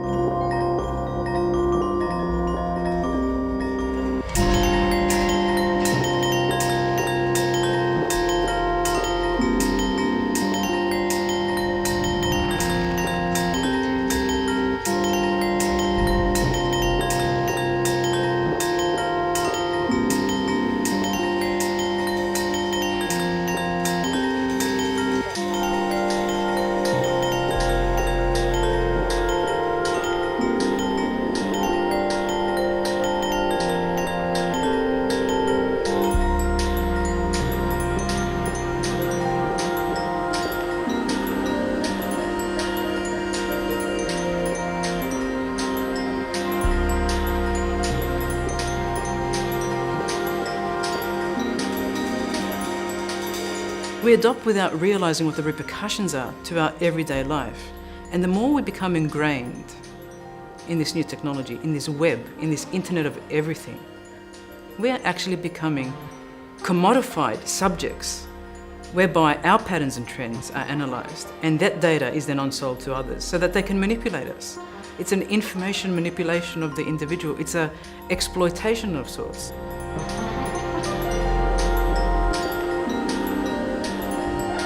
And we also don't grow up in a culture that encourages critical thought or radical thought or really any thought.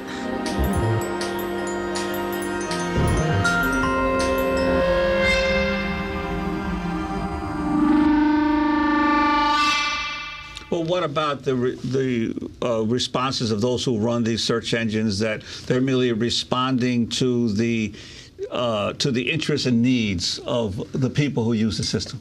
Well, I think that they say, we're just giving people what we want. And I say, well, what do you mean by what we want? Because I think actually all of us want a lot of different things. And there's a short-term sort of compulsive self that clicks on the celebrity gossip and the, more trivial articles, and there's a longer-term self that wants to be informed about the world and be a good citizen. And those things are in tension all the time. We have those two forces inside us. And the best media helps us it helps the long-term self get an edge a little bit. It gives us some information vegetables and some information dessert. And you get a balanced information diet. This is like you're just surrounded by empty calories, by information junk food. Cereal, the colors, the aroma, the fruity taste. You wouldn't ever believe that Facebook is a place to create friends without knowing that there's a whole lot of other motivations around it. I really think that Facebook needs to be focused on building the best experiences for people around the world. That's one of the reasons why people talk about media literacy. That's one of the reasons why we try to teach children that advertising isn't telling you that a certain breakfast cereal is good for you because it's good for you.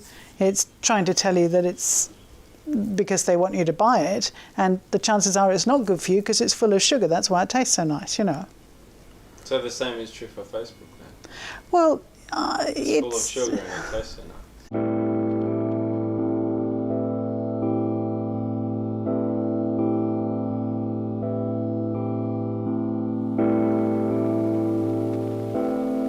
Psychologists and biologists have constructed many different models of behavior.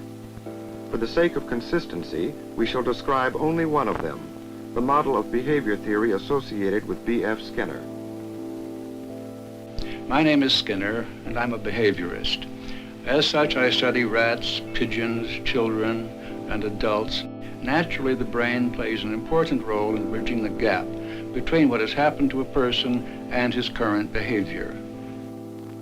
Most of the early work in behavior theory used the white rat as a subject, and so does much that is being done today. This is a final performance of a rat already trained to press the lever. Each response is reinforced, and the rat has established a pattern of pressing with the right paw that involves little wasted effort.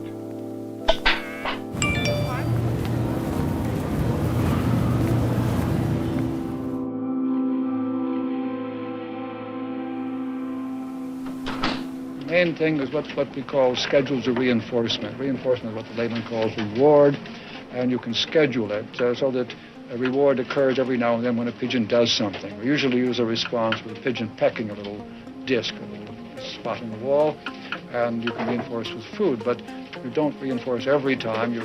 Perhaps every 10th time, or perhaps only once every minute or something like that. There are a very large number of schedules, and they have their special effects. And there is a good example of how you can move from the pigeon to the human case, because one of the schedules which is very effective is what we call the variable ratio schedule, and that is at the heart of all gambling devices, and it has the same effect. The pigeon can become a pathological gambler just as a person can. Now, the fact that we found that out with pigeons and could prove it by removing and changing the schedule makes it easy for us to interpret the case with the human subject. We don't say that the human subject gambles to punish himself, as the Freudians might say, or gambles because he feels excited when he does so. Nothing of the sort. People gamble because of the schedule of the reinforcement that follows, and this is true of all gambling systems. They all have variable ratios built into them.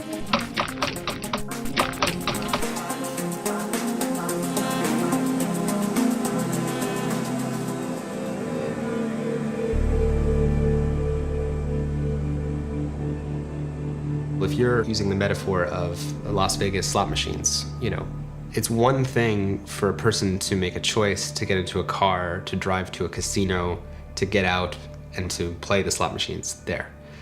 It's another thing if there's a slot machine baked into or right next to the moment-to-moment choices and thoughts that they have to make. A slot machine is persuasive because it operates on a principle of intermittent variable reward, which means that you pull some lever and sometimes you get an exciting, enticing reward, and other times you don't. And it's exactly when it's unpredictable, when uncertainty is maximized, that people get the largest rush and the largest addictiveness is created when it's a variable reward, an intermittent variable schedule reward. And your phone works the same way. You check your phone and sometimes it's like, oh, I got a text message from the girl I'm trying to date, or I got this exciting new TED Talk on my phone or something. And then sometimes you check your phone and it's like nothing, right? And so each time we don't know if we're gonna strike gold and win, or we won't. And it's very persuasive. Every app, every website, every service is competing ultimately for attention. Even if you're building a meditation app, your goal is to hook people so that they meditate every day. They open the app every day. If you're the New York Times, you need people to visit every day. If you're an addictive game or Facebook, you need people to come every day and to stay as long as possible. So everyone is competing for the one finite resource that we all have, which is attention or our time. What's the best way to get attention? It's to be better and better at persuading people, at tapping into more and more of these psychological instincts so that people come back and stay.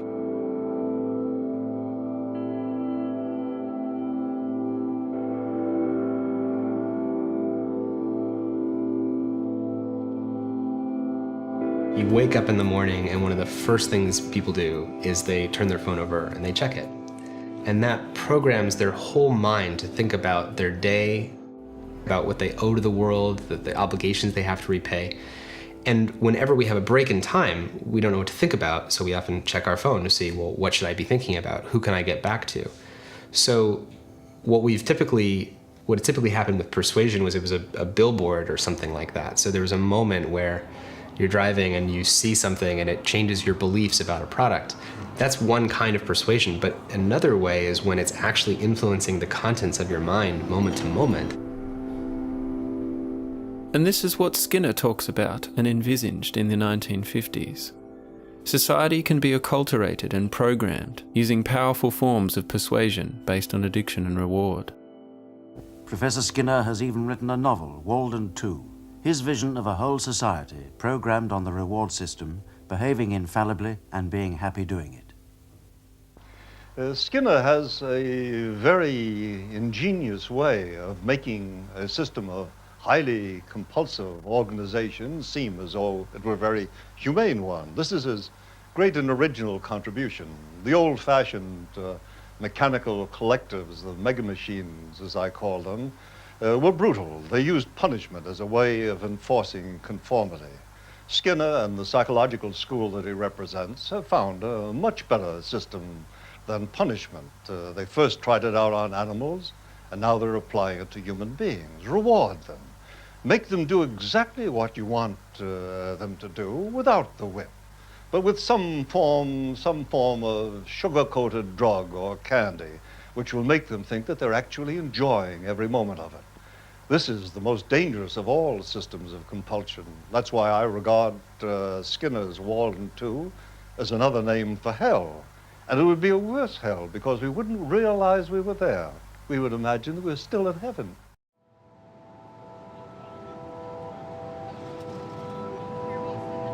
It's all about how do you make your website or your app stickier? How do you retain attention?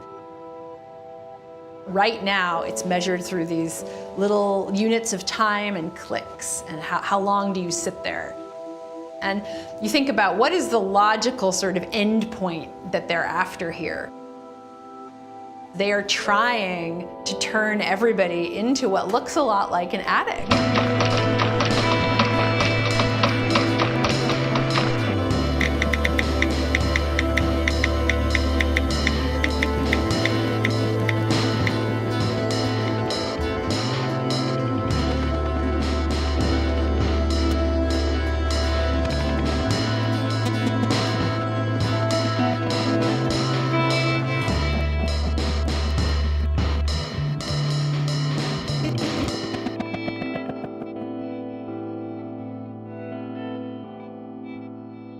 When you're at the machine, your whole bodily posture is different.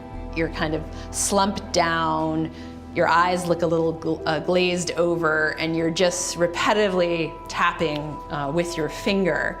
And the motivation there is that you've really dropped out of the world. You're just in the rhythm of the play, the next spin and the next spin and the next spin.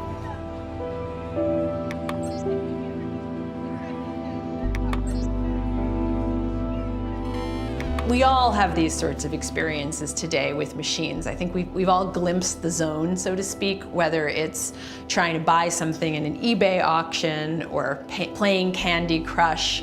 It's this sense that you can just keep going and you don't know what the next is going to be. You're on Facebook, you're photo clicking, you don't know what's going to come and you don't know when. An incredibly small, repetitive little loop.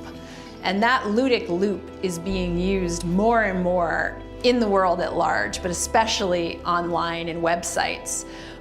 This would also be the term gamification that we always hear about. And the idea is that if you create these little slot machine-like loops with rewards and levels and bonuses, you're gonna hook people in.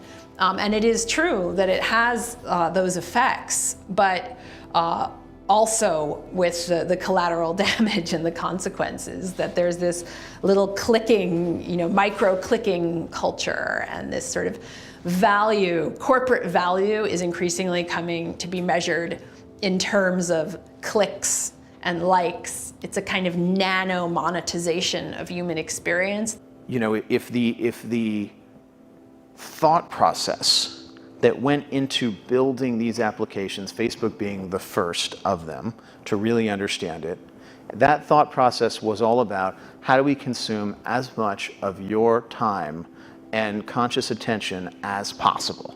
And that means that we need to sort of give you a little dopamine hit every once in a while because someone liked or commented on a photo or a post or whatever. And that's going to get you to contribute more content, and that's going to get you, you know, more likes and comments. I mean, it's a social validation feedback loop that it's like it's exactly the kind of thing that a hacker like myself would come up with, because you're exploiting a vulnerability in human psychology.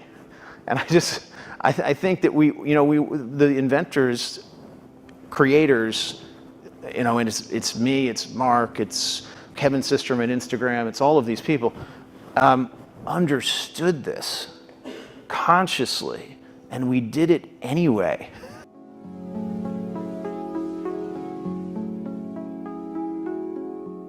Look at the devolution of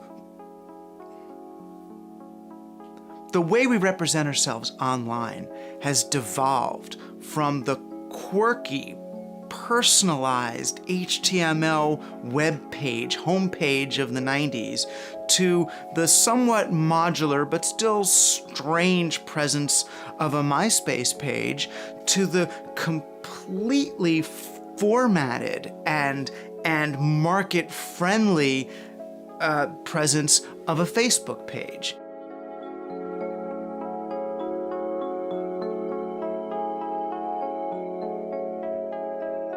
What we've done is moved from personal, human, open-ended self-expression to completely market and computer-friendly, regimented and conformist expression. And that's because we've turned the net from a venue for self-expression to a way to render ourselves up onto the market. Hey guys. What's up, guys? Hey guys, what is up? What's up, guys? What's up, you guys? What's going on, you guys? Hey, you guys. Subscribe to my channel. Click here to subscribe. Subscribe. Subscribe. Click the subscribe button.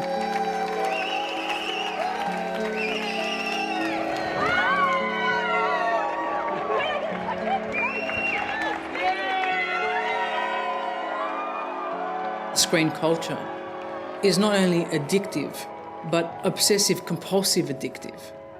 It's a health problem, and we've yet to really master even to begin where to ask the questions.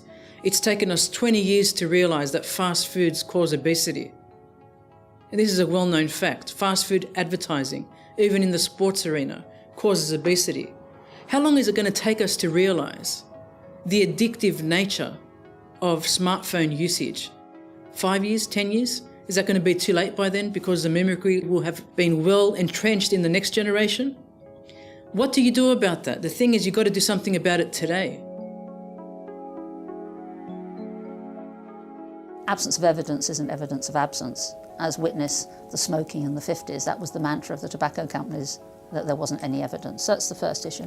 Second, as a neuroscientist, I think there is evidence, certainly, that the brain will adapt, and therefore it's not an unreasonable assumption that it will adapt in a way that is equipped to survive almost as though it's a computer itself in a two-dimensional world where fast responses are mandated in response to stimulation rather than in a thought. Third, there is actually evidence accumulating. There's Nicholas Carr's The Shallows, there's Richard Watson's Future Minds, there's Sherry Turkle's Alone Together, there's a brilliant review by Daphne Bavelier in the very high-impact journal Neuron from last year, where she suggested that there was a tendency now for increase in distraction, violence and addiction related to screen technologies. Now, of course, one swallow doesn't make a summer, and one can go through all the literature and find fault with some of the studies and show their shortcomings, of course. But we must do this, we must have the debate.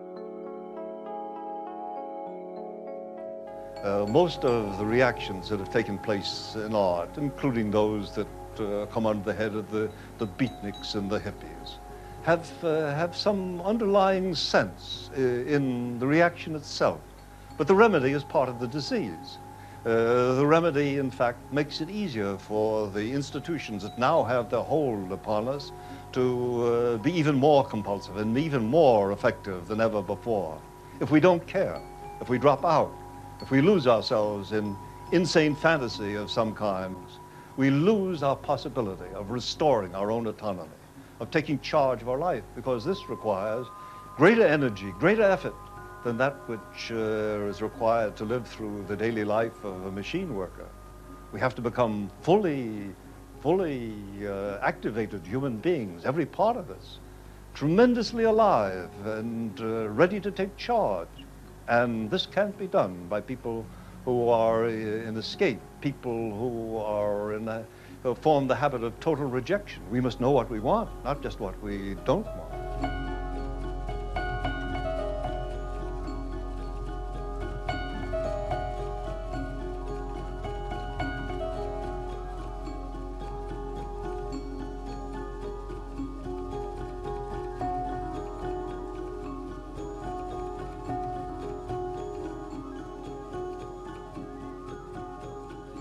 We are sleepwalking into a world that has become over-reliant on technique. Soon, we will not just be talking about the social implications of technology, but about how society has become technology. We, who created the computer, will invite it into our body to govern us, and the machine itself will rule over us. Ladies and gentlemen, I leave you with one final question. Who will control this emerging new smart surveillance infrastructure? And what will be the rights of the controlled?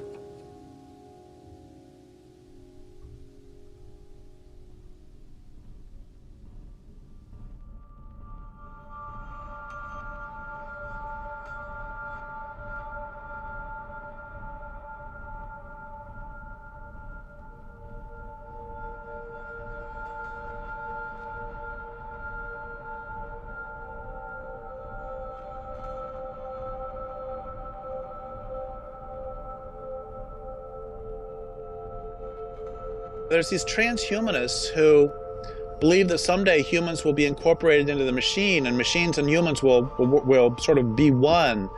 And really what I have to say to them, apart from the fact that they're completely crazy, is that they're way too late and it's already happened. We're already embedded in these machines, and we are enthralled to these machines.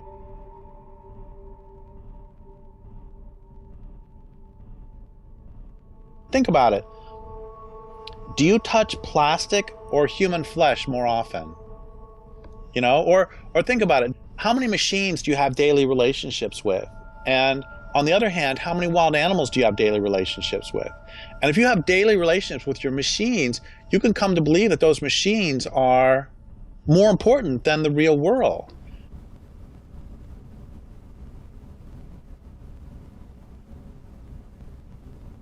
This is what matters. The experience of a product. Will it make life better? You see that? Life. Of this. On a phone. More people connect face-to-face on the All iPhone. my students have the brand new Surface. More that technology can fit into our lives. Until every idea we touch You should get a GS4. enhances each life it touches.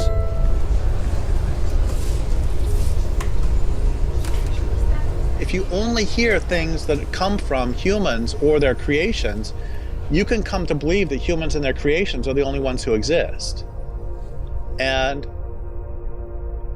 this leads to the same thing that happens to other people who are living in echo chambers, which is if you're in an echo chamber, if you're under sensory deprivation conditions, you start to hallucinate. Most of our ideologies are hallucinations. Increasingly, the techno-haves are very, very distinct from the techno-have-nots, where some people are on $1 a day with no access to drinking water, and there's other people with Game Boy thumbs and Prozac and Botox and so on. And it struck me that this world, leaving aside humanitarian issues, was economically and ecologically not viable. You can't have a divide like that. The mythology of technological change really is that it's beyond our control, that technology is like one of the great forces of the universe, that it will progress inevitably, and that all we can do is jump on or jump out the way, that there is no stopping technology. And that is a myth which is propagated to make us feel powerless, that we have any say in the way that technology is used. Because technology is an expression of the elites of the society that create it. But what we should take from that is that once we know that the three elites that are actually harnessing technological power and spreading this myth that there's nothing we can do about it, then in fact, once we see that for the myth that it is, then we are more able to say, resistance is not futile.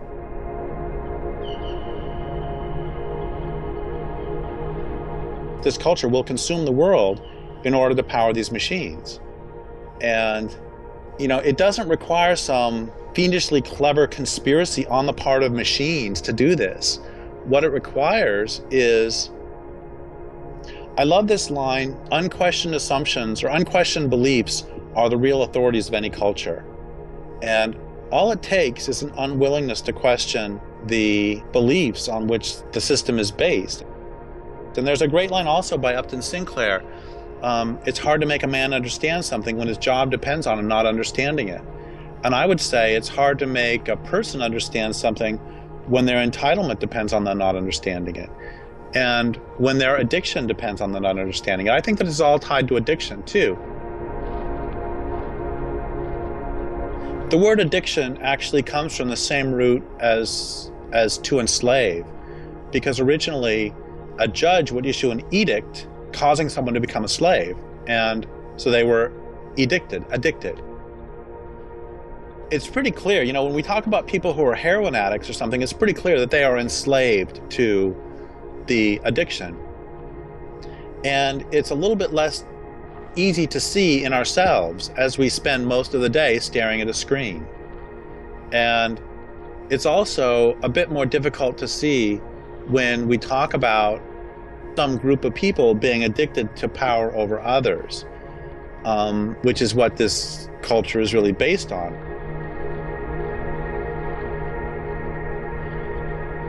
There is no way that technology is neutral. Technology reflects the elites, the passions, the capacities of the people that create and then continue to use it. Once you start looking at the technology plus the culture, those things together mean that the technology is constructed in a certain way, and it's understood in a certain way, and it's used in a certain way. And once you start putting all those things together, then it has a purpose for the people that are talking about it, which is far from neutral. Technology is always harnessed to a particular end.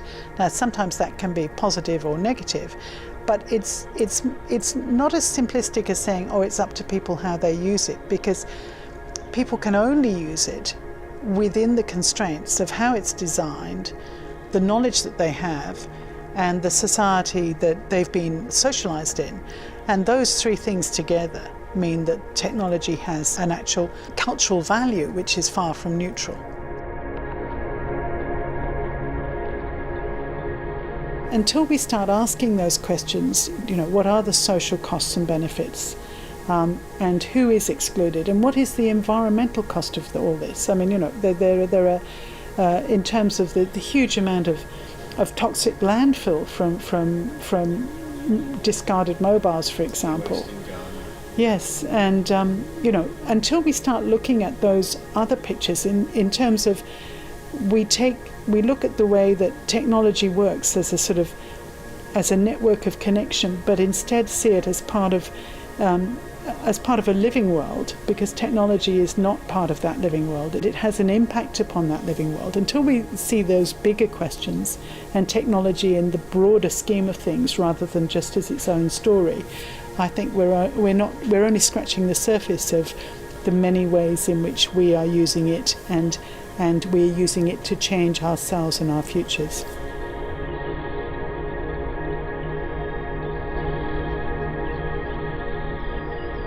My solution, by the way, is not to say, oh, just everybody turn off their computers. And the reason that's not the answer, yeah, we need to turn off the computers, but that's not the answer. And the reason that's not the answer is because me turning off, we have to recognize at every moment that no matter how much fun I may have playing Left 4 Dead 2 on the computer, or how much fun I may have talking to you, I have to recognize that the computer's primary purpose is, as you said earlier, where it emerged from, is making war and doing commerce. And all this other stuff is just gravy. And the global economy as it is couldn't exist without computers. And I could turn my computer off and it would not stop the destruction of the planet one little bit.